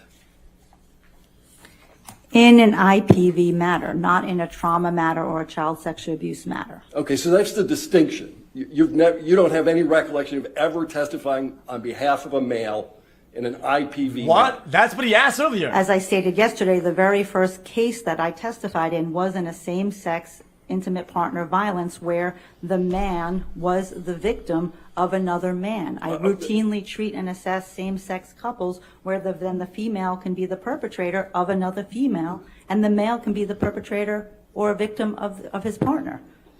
So let me get this. You testified in a case where one male is alleged to have engaged in IPV against another male.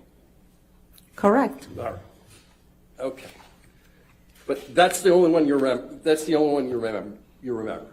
No, I've done this frequently. As you well know, most cases Well, don't. yeah. The base of the conversation, right? The base with the root cause of where you're even talking about this is that they are asking about gender bias, right? But then she put examples of man, woman. Of cases. You've limited to testimony. Many cases don't come to trial, but I've issued reports and worked on many cases of same-sex intimate partner violence where men are the victims. But I did ask you about testimony, and I limited the question to testimony, and the only testimony that you remember is the same-sex couple, right? There were multiple same-sex couples, I believe, that I testified That you testified in court at trial. I believe so, yes. All right, but you didn't remember that in March. I did remember that in March. Okay. You're a professional witness, correct? That's not correct. No? You make hundreds of thousands of dollars a year testifying in court, correct? Not testifying in court, I conduct thorough, comprehensive psychological evaluations of individuals who are involved in a court case. The majority of those cases never show up in a courtroom. And half of my practice and half of my income is about my clinical work with people who are coming to me for therapy. I didn't ask you about the other half of your income. I'm asking you whether you made hundreds of thousands of dollars a year testifying as an expert witness in court. As you're phrasing that question, that's not correct. That would be the amount of income that I generate from my forensic practice. I testify perhaps maybe once or twice a year. Most of the work is done behind the scenes in evaluating individuals and issuing reports. But you'll agree with me that a big part of that practice is providing expert witness testimony. That's not correct. No? Well, that's not a big part of your practice. If I testify twice a year, that's not a big part of my practice. All the other time is doing the work for the cases and evaluating the individuals and issuing reports. Yeah, but this is disingenuous because if the basis is it's not going to go to trial, then the conversations prior, it do impact it. So yeah, it's a big part of it. I mean that's just. I think this is being disingenuous. No.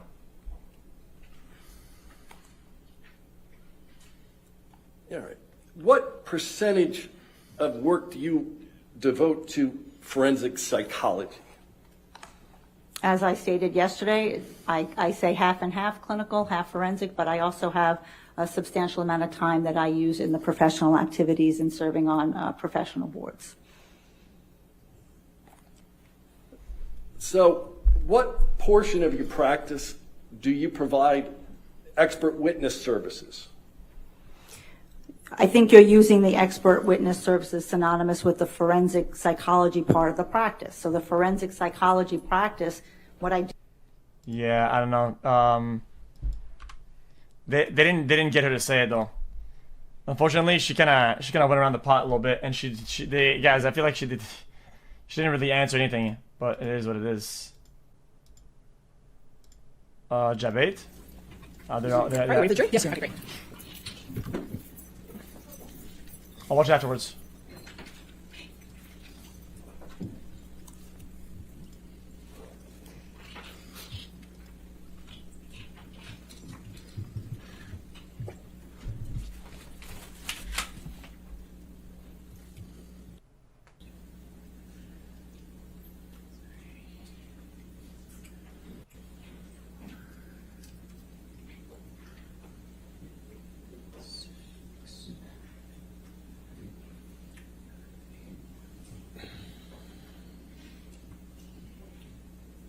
All right, thank Go now. you. Go back. Please be seated.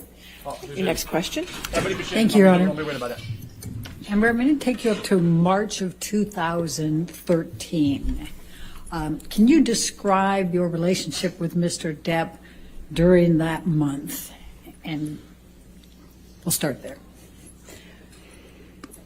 I remember that was after a period of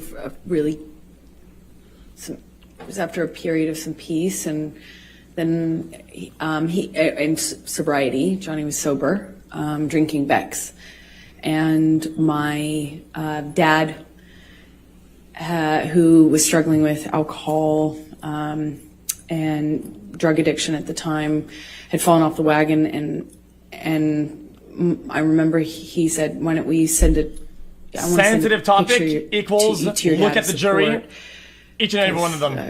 My sister was upset with my dad. And so he poured a shot and kind of said, let's take a picture. I don't drink spirits, but it's annoying. I know that, I kind of held up in that picture. It's kind of eerie because I just think it's bizarre. He had broken this long period of sobriety that I thought was going to be the end of him drinking forever. She's crying or like fake? I don't know, it's annoying. Sounds foolish now, but I, held up this kind of glass with him and we sent the picture to my dad because, I didn't know what else to do. And I remember thinking it was weird that he was drinking. And then the month got really crazy from that point on. It was a bit of a revolving door of accusations. He was accusing me of having affairs with, frankly, just one person. I had an acquaintance with somebody, and he was accusing me of being with them, and then he was accusing me of being with my friend, the one I had seen in Spain. I'm, in these kind of arguments, nothing I do is working. Walking out of the room is me leaving him, walking away from me. Hey, where are you going? I'm talking to you. That it went from that to pulling me in by my arm, still shouting about the accusations. I'm trying to diffuse the situation by trying to tell him I'm not sleeping with this person and I'm not sleeping with that person. And it was kind of, as soon as it seemed as though I had convinced him of one, there was somebody else he was sure I was sleeping with. And it was a revolving door at that time. A painting I had hanging on the wall, done by my ex, who's an artist. That was, one day he was convinced that was proof I was sleeping with her or having an affair with her. I didn't really love him, and all the while I'm madly in love with him and trying to convince him. So March started with this picture of him doing a shot, and he's kind of saying, let's send it to your dad to show support. And what I remember of March is just like it's almost like it was a never-ending fight. It was just, there were breaks in it. What kept me in it is because I kept waiting for the other shoe to drop, the sobriety shoe, if you will. I kept waiting for him to get to the point where it's not supportable or anymore, and he's done with it and he's ready to get clean and sober again, because there commences a period of like pure joy. And it was one fight after the other. March. So let me start with the painting incident. Please tell the jury what happened on that particular incident with the painting. Wait a minute. As I mentioned, the painting, which had been hanging there for months, one day he kind of stayed up doing cocaine, just drinking, doing cocaine, music, which is not in and of itself that weird in my relationship with Johnny at this point. Like he stays up and keeps weird hours and smokes and stuff. But he was drinking brown liquor and doing a lot of cocaine, and it was like, it became clear to me in that argument, if you will, that he wasn't making sense. He had effectively just taken, it seemed like, a turn and had decided that the painting was an offense that he could not forgive me for. It meant I was having an affair with my ex-partner, whom I had already split, and it made no sense to me. So I'm trying to kind of quell the accusations by saying, it's been there, and what are you talking about? And it's like, that doesn't mean anything. And, he was demanding I take it down. He eventually takes it down and tries to burn it, but it was unsuccessful, luckily, because he was not, he wasn't with one of those normal, what do you call them, Bic lighters. He wasn't very successful at doing it while drinking. Can we see that? To the extent he was. But I remember it was this kind of ridiculous fight. Like, didn't feel like it needed to be an argument, but it seemed like nothing I could do, nothing I could say. I tried leaving. I left the room. I left the house. I eventually came back. It was like a whole night, an evening, a night, and then a morning of this. So this morning in particular, I think it was the 22nd of March. There were several incidents in March though. But in this particular one, he had something to go to. He was filming with Keith Richards and Tom Waits. But let me, before you go into that part, let's pull up Defendants Exhibit 161, which is already admitted into evidence, I believe, Your Honor. Yes, 161 with redactions. Thank you.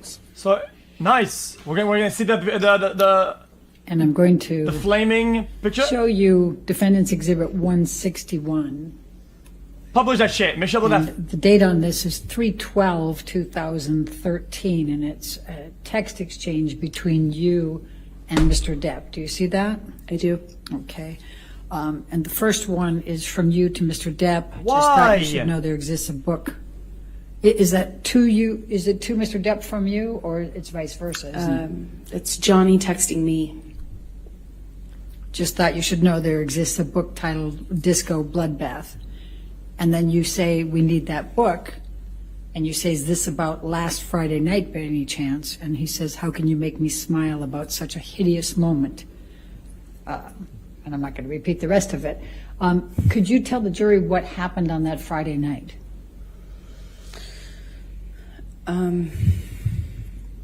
Read it.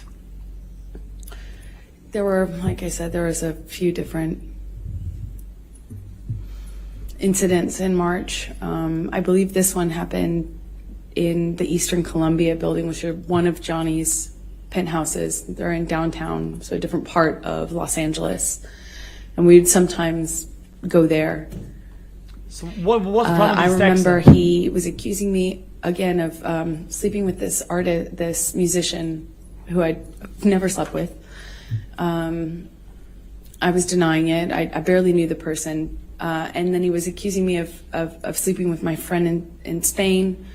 And I remember nothing I could do. He called this person on the phone and screamed at him. He didn't speak English, so he was really confused as to what he was being yelled at by Johnny. But I remember those were the accusations. That was the fight. But it was one to the next accusation. And I remember I was kind of doing that juggling act.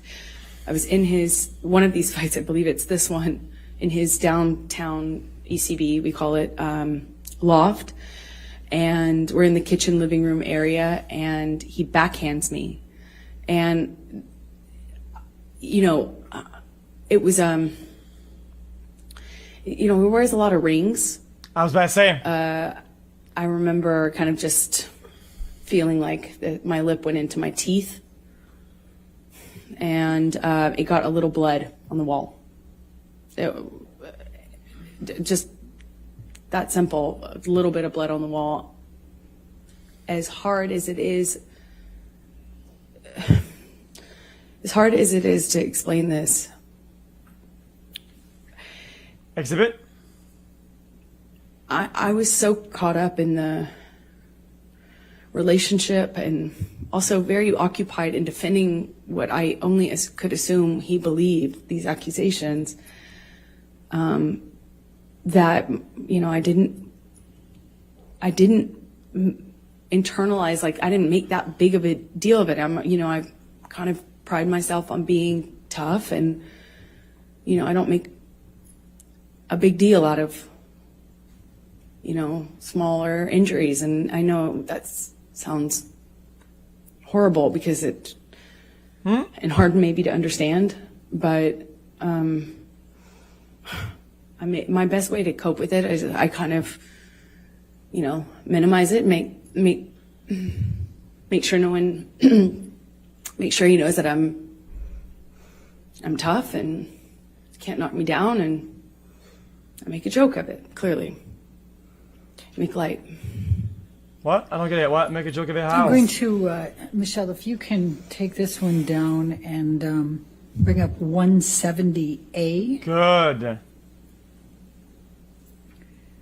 Did there come a time in March, Amber, where you sent a picture to your mom?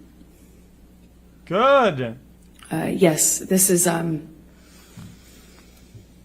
sometime in March 2013. 16? I sent it to her because I had been texting about some of the craziness, and I Objection, hearsay. I'll sustain as to what she may have texted. All right. I go see it then. Go. Blush it up. Let's get it. Without saying what you said in the text, explain why you were sending it to your mom. I was reaching out. I was very lonely in what I was living in, and I wanted help. I wanted advice, help. I just wanted to talk to somebody and Michelle, know what time it is. It's time to blow that shit figure out up how I could make this stop. so we can watch it. And is this a picture that you took of yourself in March of 2013? I did. Your Honor, I'm going to move the admission of Defendants Exhibit 170A.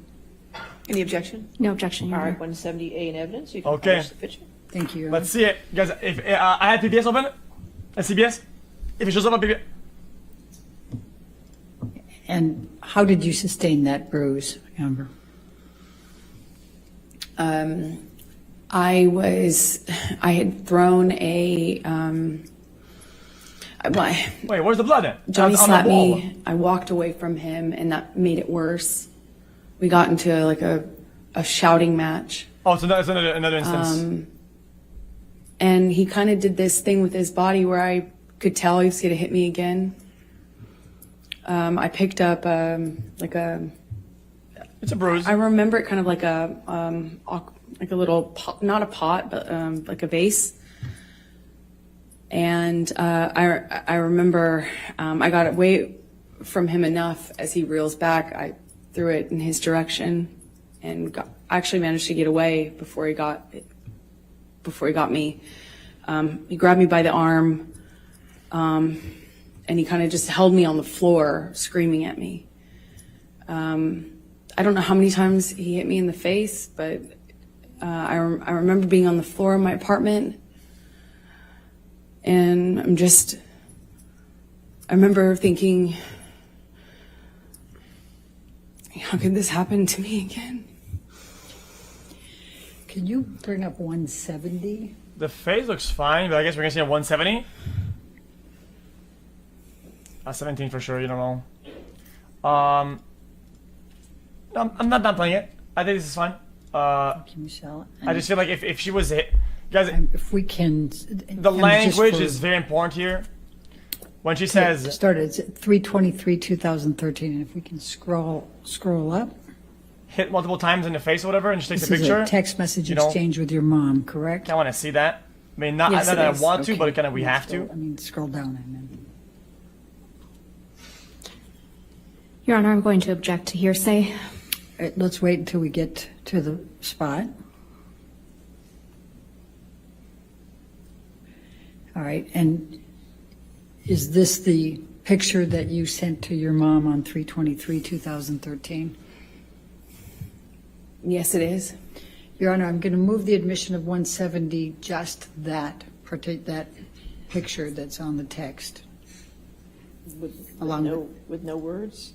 Well, it says from 2 weeks ago on it. Your Honor. I'll sustain the objection. If we redact the from 2 weeks ago, can we admit it then? And then just have the showing that she sent it to her mom May for we the approach, date? Your Honor? Okay. Okay, guys, it's very important here, guys. It's very important. It's not about downplaying it. Is that the context, the context and the whole thing matters. Okay, if you're held down and there's pressure on your arms with it, and you're being hit in the face a bunch of times, okay, when she takes a picture, I think it makes sense to take a picture of the face and the arm, because only the arm, right, and the face looks fine. Then what's the point then?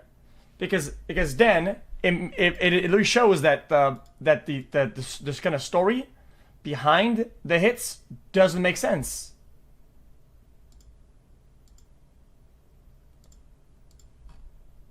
So yes, I agree. There's an injury. That's bad. That is bad. That is terrible. 70 would be in The story doesn't make sense behind it. actions. Makeup? What would you put makeup? If you can think it, like what? Why would she in that instance? And Hits on a face is worse than hits on your arm. So if you take a pic of your arm, why wouldn't you also take the face then? And that's the picture you sent to your mom Yes, it is. on March 23rd, 2013. Yes, it was from a previous fight, Okay. the bruise. All right. Now, did you have any other altercations in March 2013 with Mr. Depp? Yes, It's of abuse?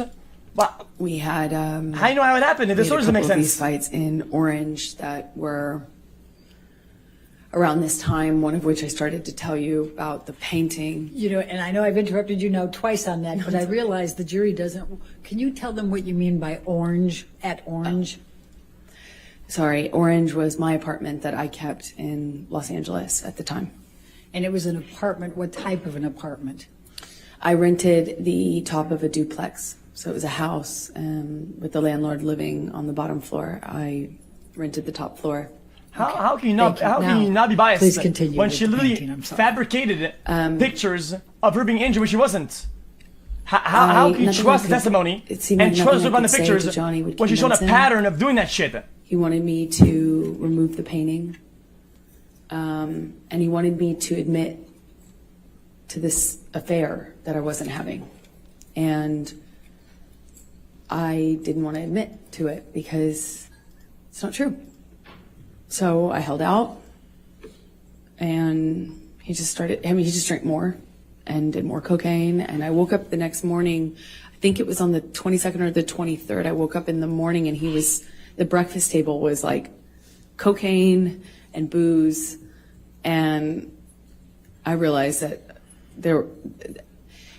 that I wasn't going to be able to talk I wasn't going to be able to talk our situation down. I wasn't going to be able to talk him out of it. And he was just so convinced that I was fighting with him or at the reason that he wouldn't leave the house. And he had something to go film that was important, and there were important people waiting for him. And I remember people were reaching out, his assistants, his manager sister, everyone was wondering where he was. And I kept feeling embarrassed and unable to move this person out of my house. I couldn't calm him down. I couldn't change.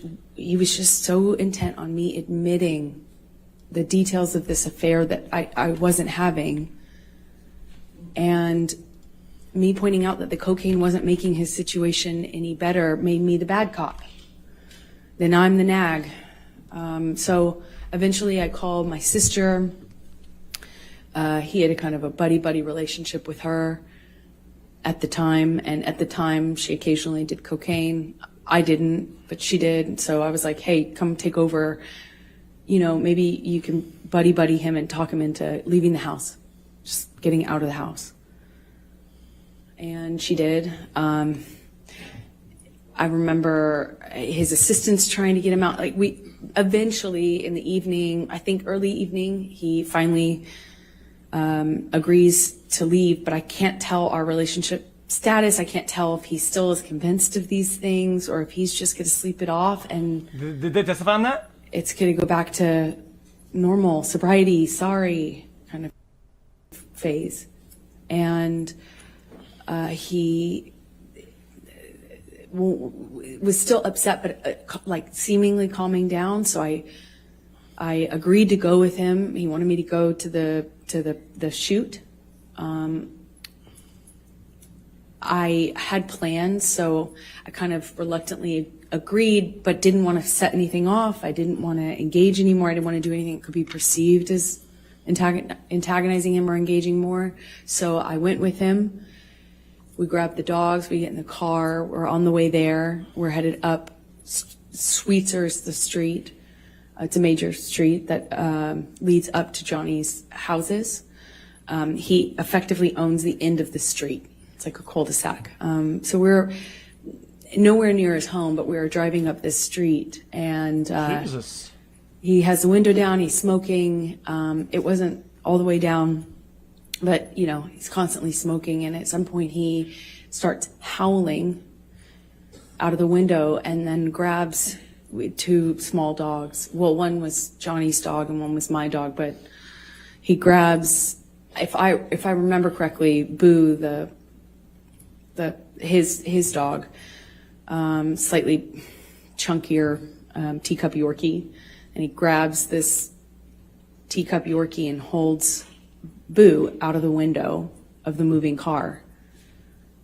And he's howling like an animal. Huh? While holding the dog out of the window. And everyone in the car, I'll never forget it, everyone just froze. No one did anything. And I too was like torn as to what I should do, because I didn't want to do anything to cause him to react, drop the dog. It was just this eerie moment where he's howling and holding this animal outside of the car window.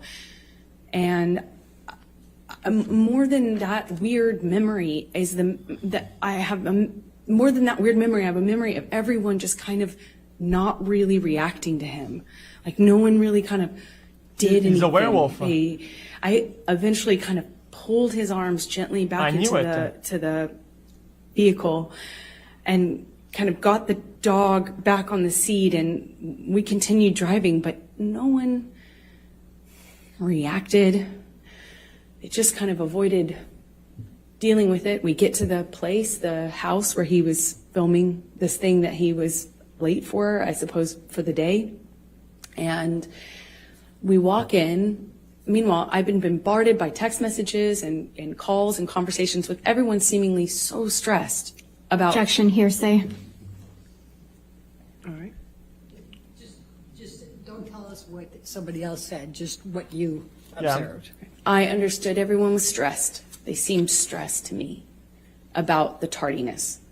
Where is he? Let's get him there, so we get him there. And no one reacts when we get in. I mean, we walk into this house where everyone was waiting for him, and everyone smiles and says, hey, boss. Objection, hearsay. Okay. Yeah.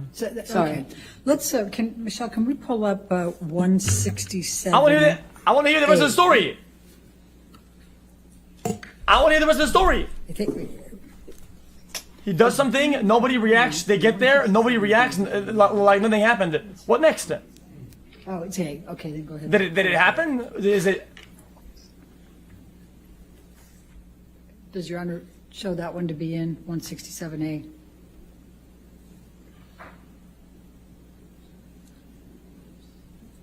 Defendants, I'm sorry. Well, this might be your 167A, but it's an evidence as a plaintiff's number, and I'm not sure which plaintiff's number it is.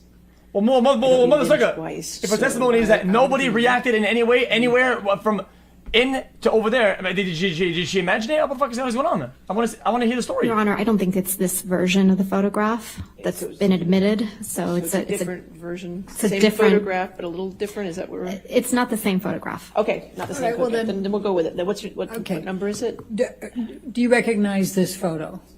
Yes, I do. Please tell the jury what it is. It's a picture I took of my breakfast table that morning. Your Honor, I'm going to move the admission of Defendants Exhibit 167A.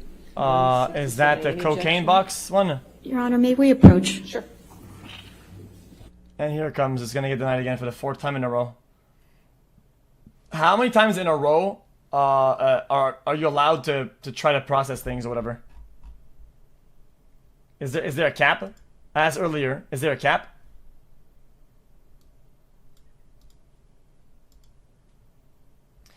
What if you try to manipulate the jury by saying, oh yeah, this picture we're going to show it shows this and that and this. 67A Oh, okay, never mind. is an evidence you can publish. Let's see it. So may we publish that? Thank you, Your Honor. Okay, and Amber, you said that you took this that morning. Is that Yes. correct? Is it a flying dog? Could you tell the jury what the box is that has the property with the skull bones, property of JD? That's Johnny's drug box. I've seen it used for pills, but at the time it was bags of Coke, like dime bags of Coke. Okay. And what are these white lines on the table to the left of that box? That is cocaine. Okay. These are some pretty severe lines, though. And do you Jesus. know what is in these two glasses that have kind of a gold colored liquor? Yes, they're different, actually. It's confusing. They're different. Different liquids. The one in the back in the larger glass is, I believe at the time I was doing these tabs, they're Barocca, that's what they're called. They're little tablets. And anyway, I remember at the time that's what I was putting in my water because I had just come back from France where they sell them. And then the brown liquid in the shot glass is Johnny's liquor. I don't know what it's called, but we kept it in the freezer. At the time, it was at that time, 2 megapints March and 2013, 4 megalines. I hadn't, I still didn't have that's a shot glass, boys. Hard line. I won't even keep that, in my freezer sort of attitude or posture with him. I wasn't that bold at the time, I didn't like it, but I didn't have that strength. I kind of, at that time, I think was doing Move your head. things Sorry. like trying to pour it out when I could. Oh, you guys can see it. So what is the bag, the brown bag on the left side? What is that? That's a DOP kit. It's his prescriptions and cigarette, tobacco, weed, things like that. Okay, and then above it there appears to be a CD of some sort, DVD, something. Do you recognize that? Yes, it's the single. I believe is what it's called. The single he was making at the time. I think that's the song that they were filming a video for, if I'm correct. Okay. All right. Now, did you end up sending You watched too many movies. This picture to Rocky Pennington that day? You watched too many movies. I did. I sent it to my best friend at the time, and it was like, look at my morning. Objection, hearsay. Okay, you can't say what you said. I want to be weird. but you Yes, all sent my it to friends your did cocaine. friend, correct? Okay, Let's go to 167, please.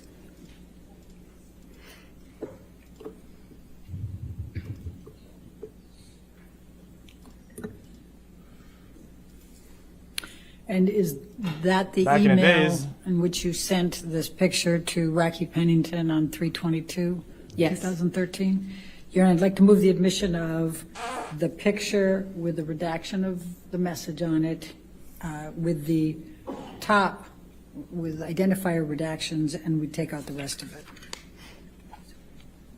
All right, any objection? No objection. All right, so we'll do those redactions, 167 and evidence with redactions.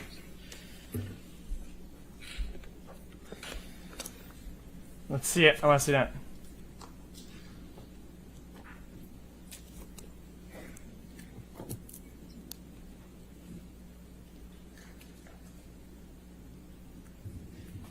All right. Because I don't want to be And maybe weird. publish, please. I don't want to be weird. Okay, from my understanding, guys, I had a lot of friends who did cocaine.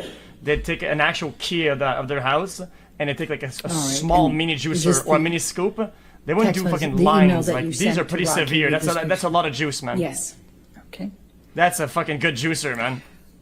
Now I'm going to take you to, let's go to Keep on. Hicksville. Let's tell the jury about Hicksville, May 2013. Can you tell the jury what transpired at Hicksville? It's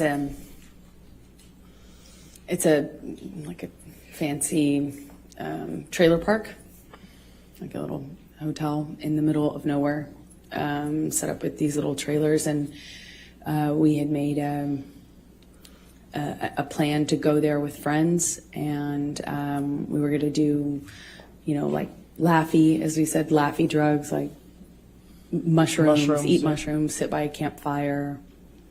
There's really not a whole lot else to do out there. It's like a getaway.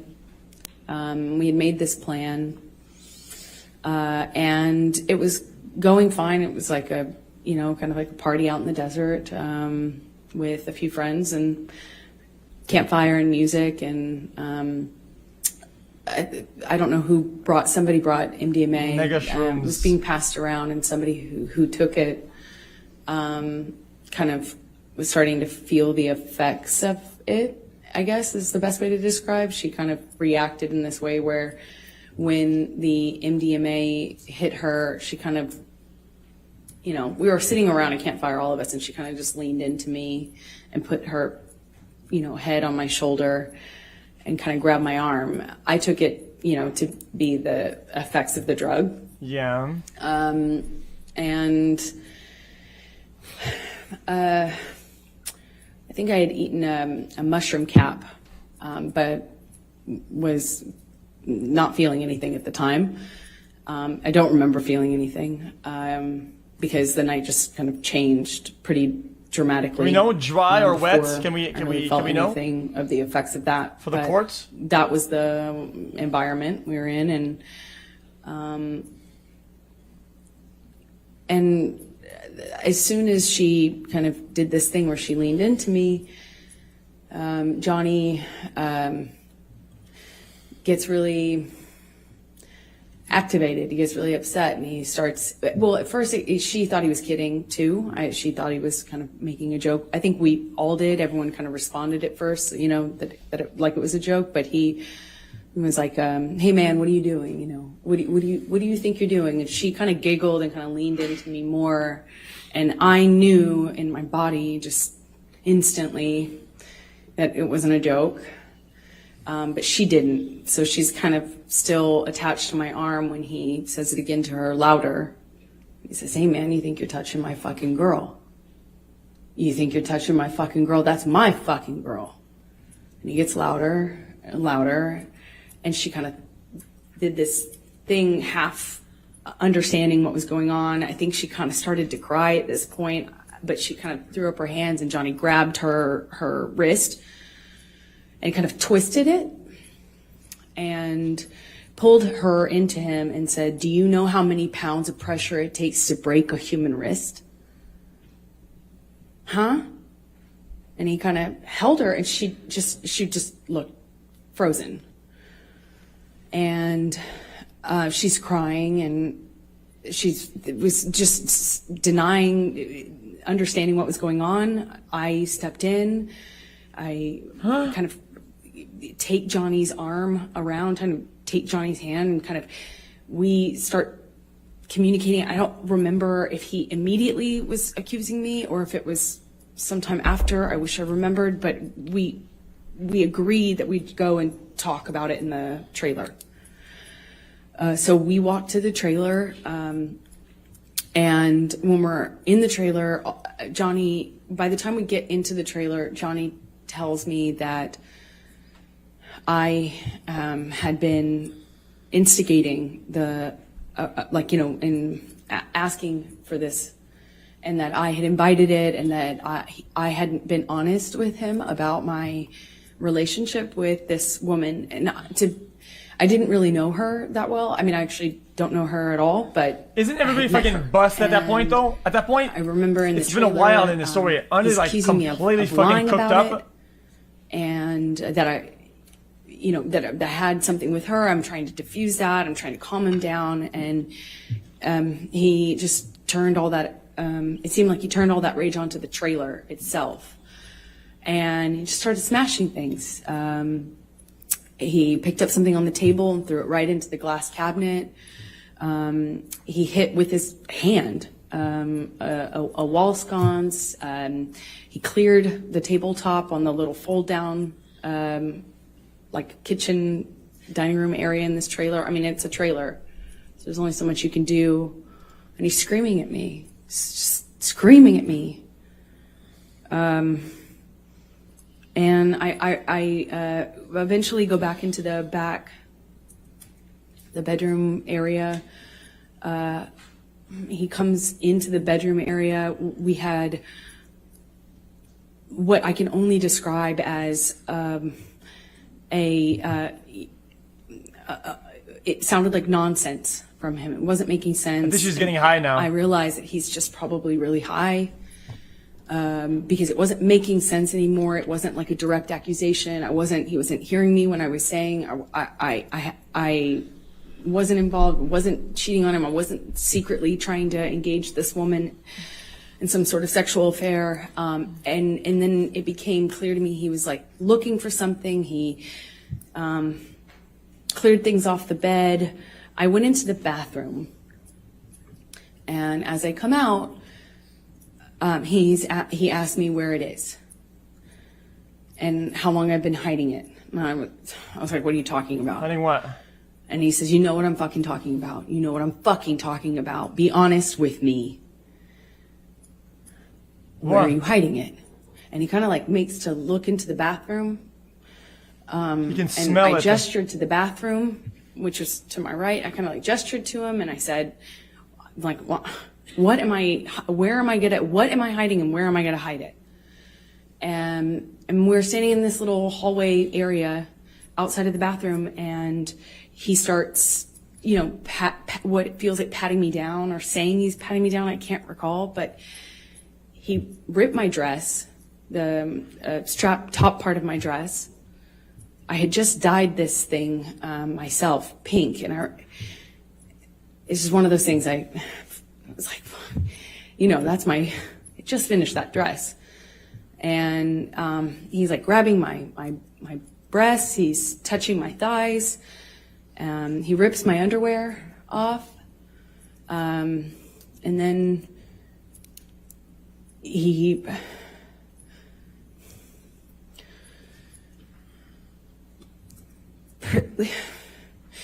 proceeds to do a cavity search.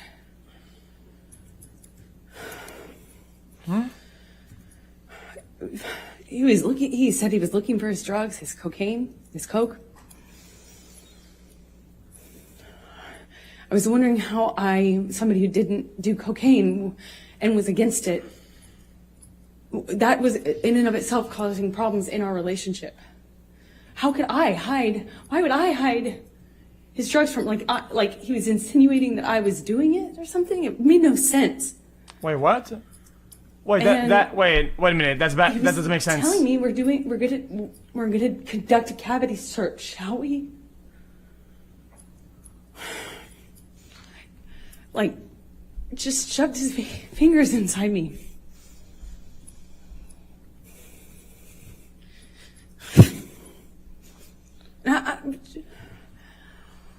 Yeah, child, wait. Just stood there staring at the stupid light. Oh, and then she's high now. I sorry. I didn't know what else to do. I just stood there. While he did that, he twisted his fingers around. So I don't want to be insensitive. It's just mushrooms and lights and I don't know. I'll talk about it later. I didn't say stop or anything. I just.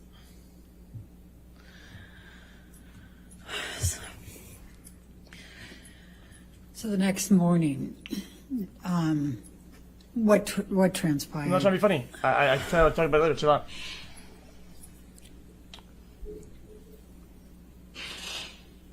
I remember thinking that Johnny would change his mind. And it would be, I thought it would end differently. I kind of froze. I don't know how we went to bed that night. I don't know how I went to bed. I don't know how I slept. I don't know how we woke up. I don't remember having a conversation with him the next day. I don't remember talking to him about it or confronting him about it. I remember wanting it to be okay. I remember just wanting whatever fucking weird trip, whatever trip that was to end, just to be over and for it to just go back to normal. And I remember my friends were out by the pool. Like there was a pool in the center of the trailer park, and I remember putting on my, just putting on my face and going back into this like crap, you know, and I remember seeing my friends by the pool thinking they were just having a great time, and no one knew what was, you know, I felt so lonely, like no one knows everyone was just having a good time, you know, like normal stuff. So I just smiled, made a joke about how trashed the trailer got, and we had to get the manager, who started off furious that Johnny had wrecked the thing.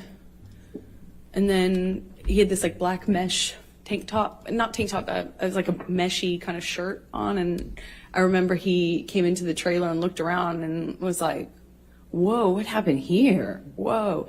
And Johnny had an exchange with him. And I remember watching this man be so charmed. I thought it was furious. It was just a kind of a surreal experience. And, you know, it just went away. You know, that just got fixed. We walked out of the trailer at some point. My dog stepped on a bee. We went to the vet and went on with our, you know, vacation. We actually went to another location after that, and then eventually went home and went about our life. I'm going to ask you to take a look. Michelle, can you bring up Defendants Exhibit 176? I know what happened. There's so much detail and then nothing, like blackout for a very long time, and then back to knowing every detail. What happened in the middle? It's like mass detail about everything, and then it's like a complete lapse, and then back to complete normal. I just want to know what happened. So the next bill was in May of 2013. Did there come a time that you wrote happened? an email? Objection, leading, and hearsay, Your Honor. May we approach? All right.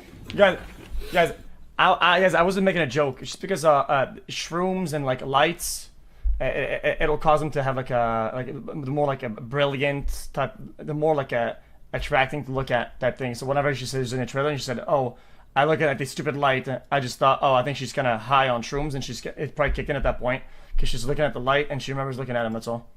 What? I'm trying to clarify and trying to understand what's going on, man. Man, how do I know? Oh yeah, it's just books and shit like that. Books, motherfucker, books. I wasn't there. Just, you know, it's fucking. You know. I just thought with telling that she remembers one object and it's the light, man.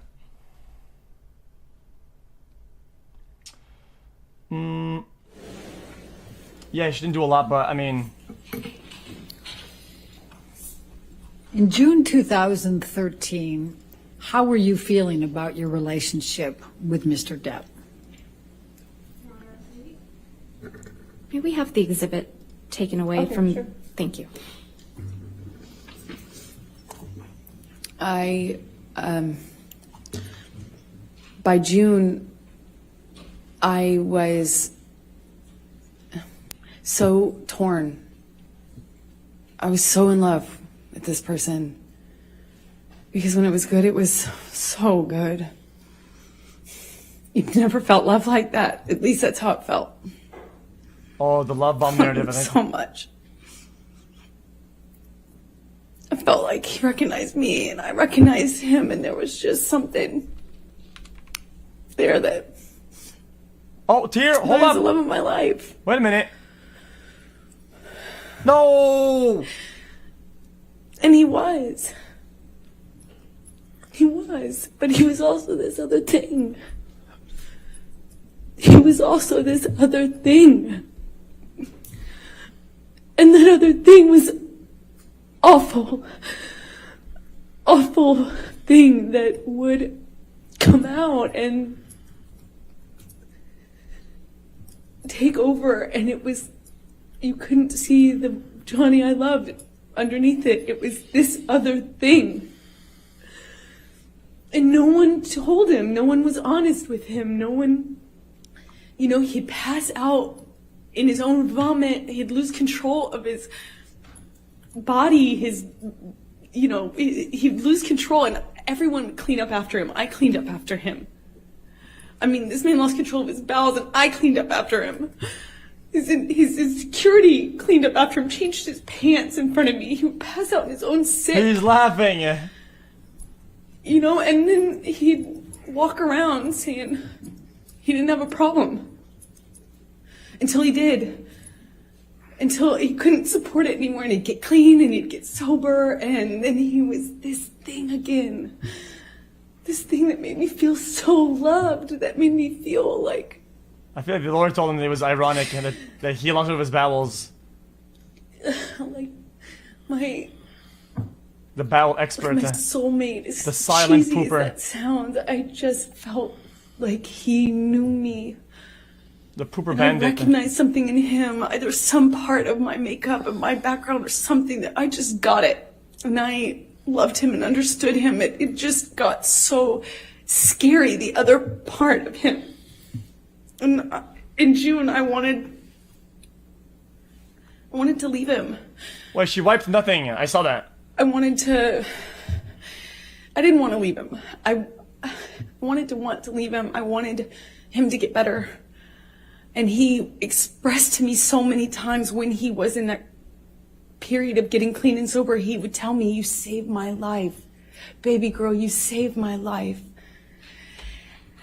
Everyone else was saying that to me, and I believed it. You know, if everyone else was saying it, he was saying it, I thought, just like his other friends who had gotten clean and sober and stayed that way, his older friends, these rock stars that he hung out with that had like gotten clean and sober and they had 20, 30 years, something, you know, I thought, and Johnny told me he would be that person, that he was going to be that person, and I believed it. I had so much, I looked at that man twice my age, you know, I was 25, looking at this man twice my age, and I saw hope and like promise. I had so much hope. You know, the whole thing. But what does that Kids mean? and growing old together, sort of hope. If it was just for this one thing that he could do. What does that mean? I don't know what that means. Which would save his life, which would be to get clean and sober. And I believed it. And I wrote this letter to myself, among many letters to myself. Objection, hearsay. All she did was refer to that she wrote it. She isn't saying what she said. I'll overrule for that. Thank you. Okay. I wrote that letter because I thought it would be read to him. I could read it to him. I could say it to him in intervention, you know, in help. And he would later thank me for, as he used to thank me all the time for saving his life.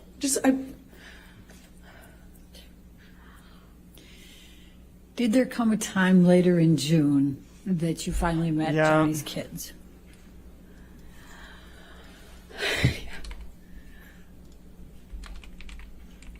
I'm sorry.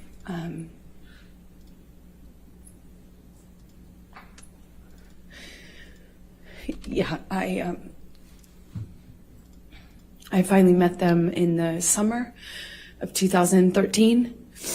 I had been with Johnny for over a year, maybe like a year and a half at this point, is my best guess.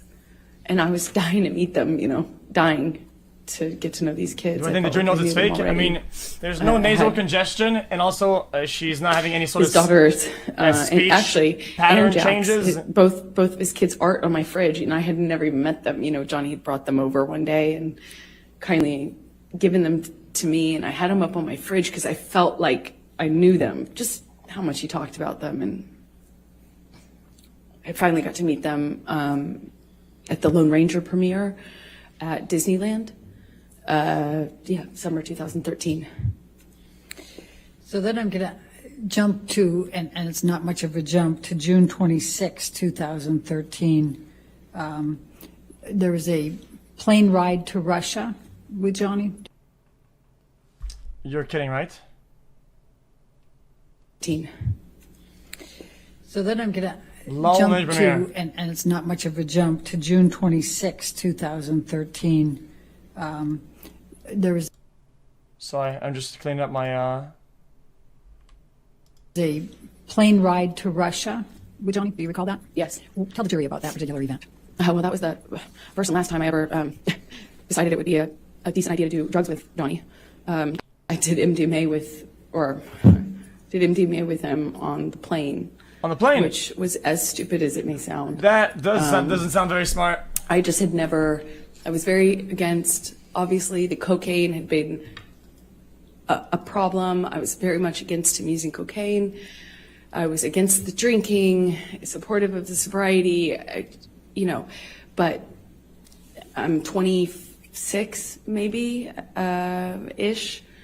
And I wanted, I had never heard of anyone making MDMA like what I had done MDMA before. I thought it's a lovey drug. It's a, Wait, it's like I want to hear this. I never knew anyone to get violent on it. And, I thought, well, this is a relatively contained environment. Maybe this will be different. Maybe I can be a good cop and be part of the, I don't have to be the lesbian counselor all the time, as you would say. I can maybe be the fun girlfriend. And I learned the hard way that was not happening. So what happened? Well, we took MDMA. I took a capsule. It's like a powder in a capsule. I took a capsule, and Johnny took several. I didn't count, but it's very different when you see someone take one versus a handful of something. But no! What just happened?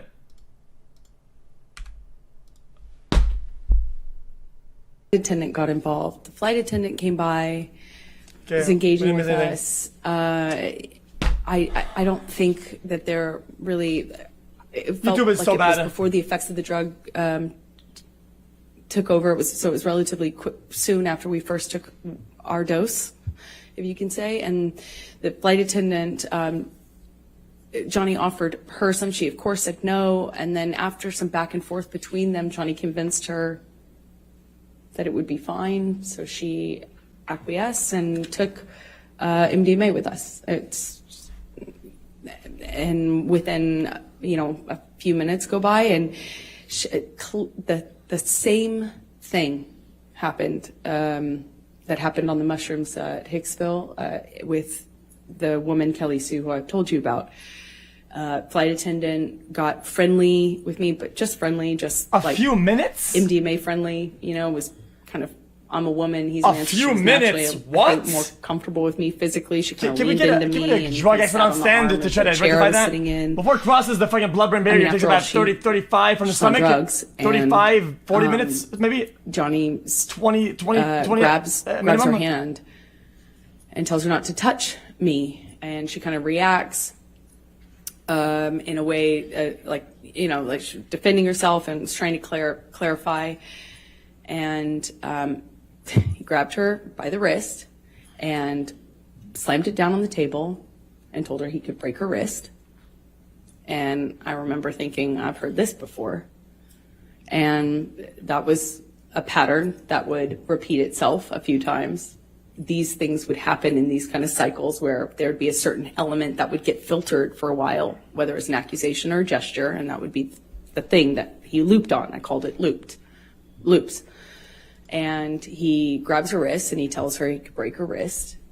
She cries instantly, denies it, is so apologetic. Eventually he lets go. She goes to the front of the plane where the flight attendant, normally hangs out, and the doors close, and I don't see her much of that whole flight.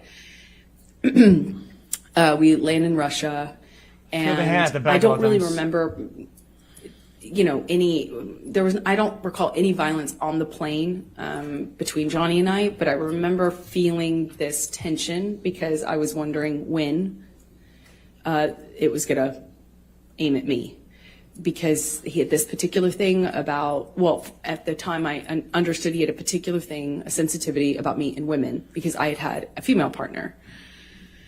So I was feeling nervous, anxious, and I remember we had a very quiet ride, at least I didn't say anything, to the ride to the hotel.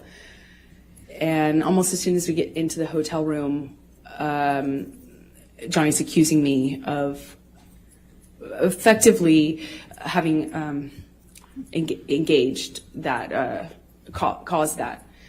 I, of course, deny it, point out what I thought was obvious, that, like we'd given her drugs, wasn't an affair, wasn't, and I'm trying to argue and defend myself at the same time. And at one point, Johnny just shoves me, just. Dude, everybody around there, when they take drugs, they get blasted. But her, she's like invincible. This glass table. Immune. I catch myself on the table. I don't know how some furniture got knocked around. There was I'm trying to stand up for myself. I'm trying to stand up, literally. I'm not, at this point, I don't even try to hit back or try to run. I'm in this hotel room trying to do my best to fight mostly the verbal accusations, but also I try to stay on my feet. Shouldn't take a lot. One capsule is enough. Like what? At some point, Johnny whacks me in the face. And I don't remember feeling pain or awareness of my nose or anything. I don't remember thinking that. I remember kind of crying and feeling, I went into the bathroom and I wanted him to have I just remember wanting him to realize what had happened. I wanted him to kind of snap out of it. I wanted him to care. I wanted him to realize what was going on, because a big part of this, I felt like he wasn't aware. There was this sense that he didn't know what was going on. Again, I don't know how much of the drugs or alcohol is a part of this, but I remember crying. I came out at some point because I don't hear him in that room. I remember we had been arguing in the main room, but I went out to the hallway, which is where I presume he walked out. And his bodyguard, Jerry Judge, was in the hall. And I don't recall seeing Johnny in the hallway, but I remember seeing Jerry Judge, who gestured to my nose. Objection, hearsay. She's just saying gesture. He hasn't said anything yet. All right, gesture's fine. I'll overrule the objection. Gesture's fine? I didn't know that. He gestures I know more now to my about law. nose, and holds out his handkerchief, like a cloth handkerchief. And I instantly felt really embarrassed. I felt. What if somebody does sign language? I don't know how else to describe it. I just felt Is that like a loophole? just really embarrassing, and I went inside the room. What, if any, injury did you have? I had a little blood coming out of my nose. I didn't know it. I didn't feel it at the time until Jerry gave me Jerry let me know. Okay. And I went inside the hotel room, and it, as embarrassing as it is, I remember just wanting Johnny to say sorry. I wanted him to realize it. It's so stupid, but like the emotional part, I just wanted him to acknowledge that this was, that he could hurt me, and So what happened? I wanted it to be okay. I didn't want him to think I was interested in this flight attendant. I didn't want him to think that I would capable of cheating on him. I was in love with him. I just wanted things to be okay. Let's take you to July 9, 2013. Did there come a time that you went for a ride you went to the Bahamas and went on a ride the yacht with Johnny? So what did you do to show that? It was less like the story. We flew out to the Bahamas to his island. We never get to the end of the story. He was selling the yacht to J.K. Rowling, and he wanted to kind of have a goodbye trip on the yacht. So it was docked off the island, and I went with him and his kids, who I had quickly developed a bond with and loved. And we brought a friend along with us, I think, to kind of help. And yeah. Okay. Tell the jury what happened on that trip. Johnny was upset that he had to sell the boat. And he was off the wagon again, but he didn't want to tell his kids, so he was hiding it from them. He was putting it in coffee cups and drinking, and the behavior just kind of like, he was upset, he was emotional, and he just, you know, that's how he dealt with it, just drink. But there's just no off button with Johnny. So he just kept drinking, and the behavior kept getting more obviously drunk. And Lily Rose, his daughter at the time, was young. She can read one full so page of a Harry Potter book.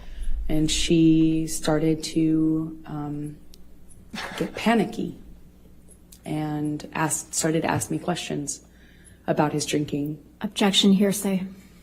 Without saying what Lily Rose was saying, please continue on. Sustain the objection. Thank you. So she was asking me questions about the drinking, and was very upset. Sustain the objection. Yeah, you can't say what Lily Rose said. Oh, But yeah. you can tell gestures, you can tell, and you can say what you and Mr. Depp said, okay? Sorry. Not playing it. So she was upset, and Johnny we were with the kids, and he kind of threw himself off the boat in a half playful way, like a dead fish kind of way. I don't know how to describe it, almost like a belly flop. But we were on a skip, like a smaller boat parked next to the yacht, and he's jumping. Well, he jumped off the front of it, but kind of in a chest forward way, like it looked a little scary, like not something somebody would do if they're completely okay. You know, it was started off all of us kind of taking turns jumping off the edge of the yacht into the water, and then he at one point kind of throws himself over, and it looked a little scary, the way his body fell into the water. And Lily Rose started to cry and expressed to me that she Objection, was hearsay. upset. Sustained.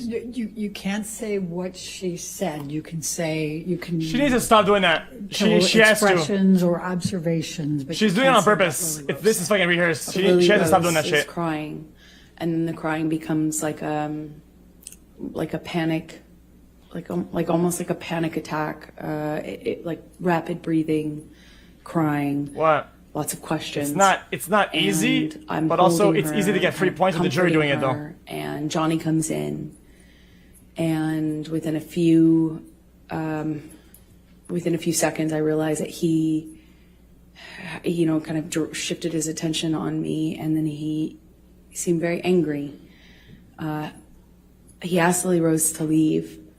Lily Rose leaves, looks at me, leaves, crying. And Johnny, I don't remember the words he used, but starts accusing me of kind of like telling on him and calling him, a drunk in front of his kids. I hadn't done that. I was actually trying to protect Johnny. It didn't feel like my place at all to share that with his daughter or anyone at the time, other than adults who might help with it, but not his kids. So I was trying to tell him I was just trying to comfort her. I was trying to protect you. He basically was accusing me of doing this thing and of making them aware of that he was drinking again. And he slams me up against the side wall of the bedroom. We were in the bedroom this whole time, but up against the wall of the cabin, and slams me up by my neck and holds me there for a second and tells me that he could fucking kill me. And that was an embarrassment. I was embarrassing. It was embarrassment. This whole thing was a joke. All embarrassment. I made him feel sick. And I'll never forget. Jeez. I'm very, very, very much in love with this whole family now. And he's saying I'm embarrassing to him. And that somehow stuck in me more than the I could fucking kill you. It just sounded like hyperbole. It sounded like something he was just saying. But the names that he was calling me, I'm not trying to go just pushing me up against the wall by my neck. It might lag. Much in love with this whole family now. And he's saying I'm embarrassing to him. And that somehow stuck in me more than the I could fucking kill you. It just sounded like hyperbole. It sounded like something he was just saying. But the names that he was calling me, kind of just pushing me up against the wall by my neck. Hurt my feelings. It hurt. When I communicated when I saw Lily Rose again, we get, I won't say what she told me, but the next thing we do is we call for a helicopter to come and take us off of the boat, or off of the island. So we leave the boat, go to the landing of Good, and that's going to resync. a part of the island, or maybe it was a different, island we had to get to leave. When we take off, I'm holding Lily Rose in literally holding her under my arm while she's crying, and we're lifting off. And Jack ended up not coming with us at the last minute. He stayed behind. And we were taking off, and I remember being really torn about leaving. I felt bad about leaving, even though that had happened. I still felt awful leaving. I felt awful leaving him. I also felt like I had done something wrong. He was mad at me. I wasn't sure, or what I had done, but I remember not being, who's Jack? getting all these text messages from him calling me all these names, and who is it? Barely coherent, barely. And I'm holding his daughter crying. And let me just stop you for a moment. Michelle, can you pull up Defendants Exhibit 180? Do you believe that's already in there? It is already into evidence, Your Honor, so if we may publish it to the jury. Michelle, I would appreciate if you blow that shit up. Michelle? And Amber, I'm going to ask you to take a look at 180. Michelle? And this is text messages from Mr. Depp to you. Do you recall these? Yes, I do. And are these the text messages? Yes, that's what he was sending me while I was taking care of his daughter.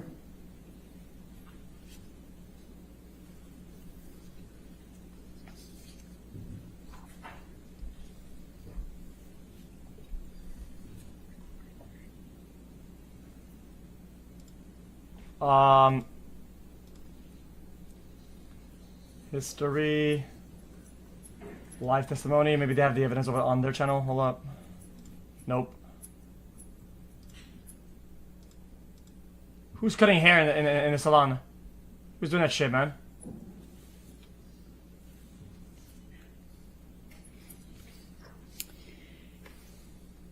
Your Honor, I'm about to go into another event. Should I keep going? I mean, that's fine. If you think this is a good point to break for the day. I think it's probably good. All right, ladies and gentlemen, we'll go ahead and conclude for today. Again, do not read anything about this case. Do not do any outside research, and don't discuss it with anybody, okay? Have a good evening. We'll see you in the morning, okay? What? No! Thank you.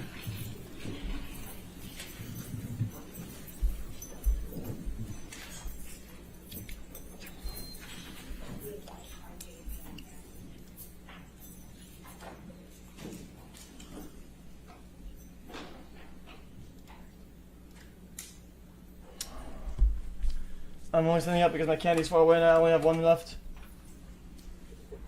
And again, ma'am, since you're still in the stand, you cannot discuss your testimony with anybody to include your attorneys, okay? All right. Anything further before? All right, we'll see you in the morning. Thank you, Your Honor. Thank you, Your Honor. See you later tomorrow, man.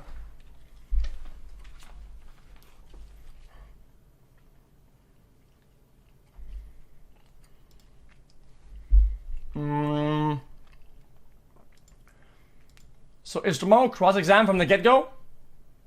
Or is there more about this? I feel like she has more to say. Chat. Could there possibly be a whole day of more of her and no cross? Definitely, right? It's definitely gonna be a full day of her still and no cross. Yeah. I'll tell you guys the small problems that I have with some of what happened. Okay, I have a couple problems. Okay, the couple problems is the length and the number of things that she says that happened, especially physically, which of course some, if not all, could be real. I'm not downplaying it, but the problem is how many instances of it happened, how little evidence we have that she posts to back it up, and the ones that she does post doesn't really match the entirety of the story. And I think that kind of erodes it, especially with the fact that we know for a fact, Especially since we know for a fact that we've seen her fake some injuries or fake some pictures. So it's like all we have are pictures that don't match the story and pictures that were faked with fake injuries, right? But there's dozens of stories, literally from her and her psychiatrist or whatever. Literally dozens of them. So it's like if there's like 30 real, right? And one picture doesn't match and one picture is fake. Like what? Like it's hard, man. Like I genuinely think it's hard. Like I don't want to be anti her, anti story, anti like or weird about abuse, but like come on, man. Like people need something to go on, man. And I think that they're not making a good job at showing that. And if that's how it makes me feel, okay, then that's probably how it makes the jury feel a little bit. Okay, I did this. This guy, okay, this guy says, I can't recommend chat. This guy says, dude, she's an abuser. Well, mother sucker. Okay, I get that. That I just want. We're watching her testimony. So I don't care what she did. Okay, because it'll come in time. All I'm looking forward to is whenever she shows undisputable stuff or stuff that makes sense with some of the stories that she's putting out. Because that's a lot of stories, man. Guys, that is a lot of stories involving a lot of people. There's, oh, this guy did that, this guy did this that, this happened, this blew up, this exploded, the plane did a flip, this did that, we did drugs, they did drugs. But nobody shows up, nobody's called as a witness, no evidence is shown, nothing is shown on screen, nothing is published, and the thing that they do try to publish end up being overturned or overruled. So it's like, what can you do as a centrist who's trying to watch the case to back? Let's say you wanted to back her up. He's like, yeah, you know what, dude? Yeah, there's abuse. What do you have to go on? What do you have to go on? All you have is a testimony and things that don't match up. So it's like there's nothing to go on. So far, you're waiting for all the information before it takes sides? Exactly. I'm waiting for all the information to take sides. The problem that I have right now is that I have incomplete information as I go. And usually when you have incomplete information on the fly and as you go forward, well, it doesn't sail. It doesn't mean any good. It doesn't Go, I look at the computer say fuck. You know, if there's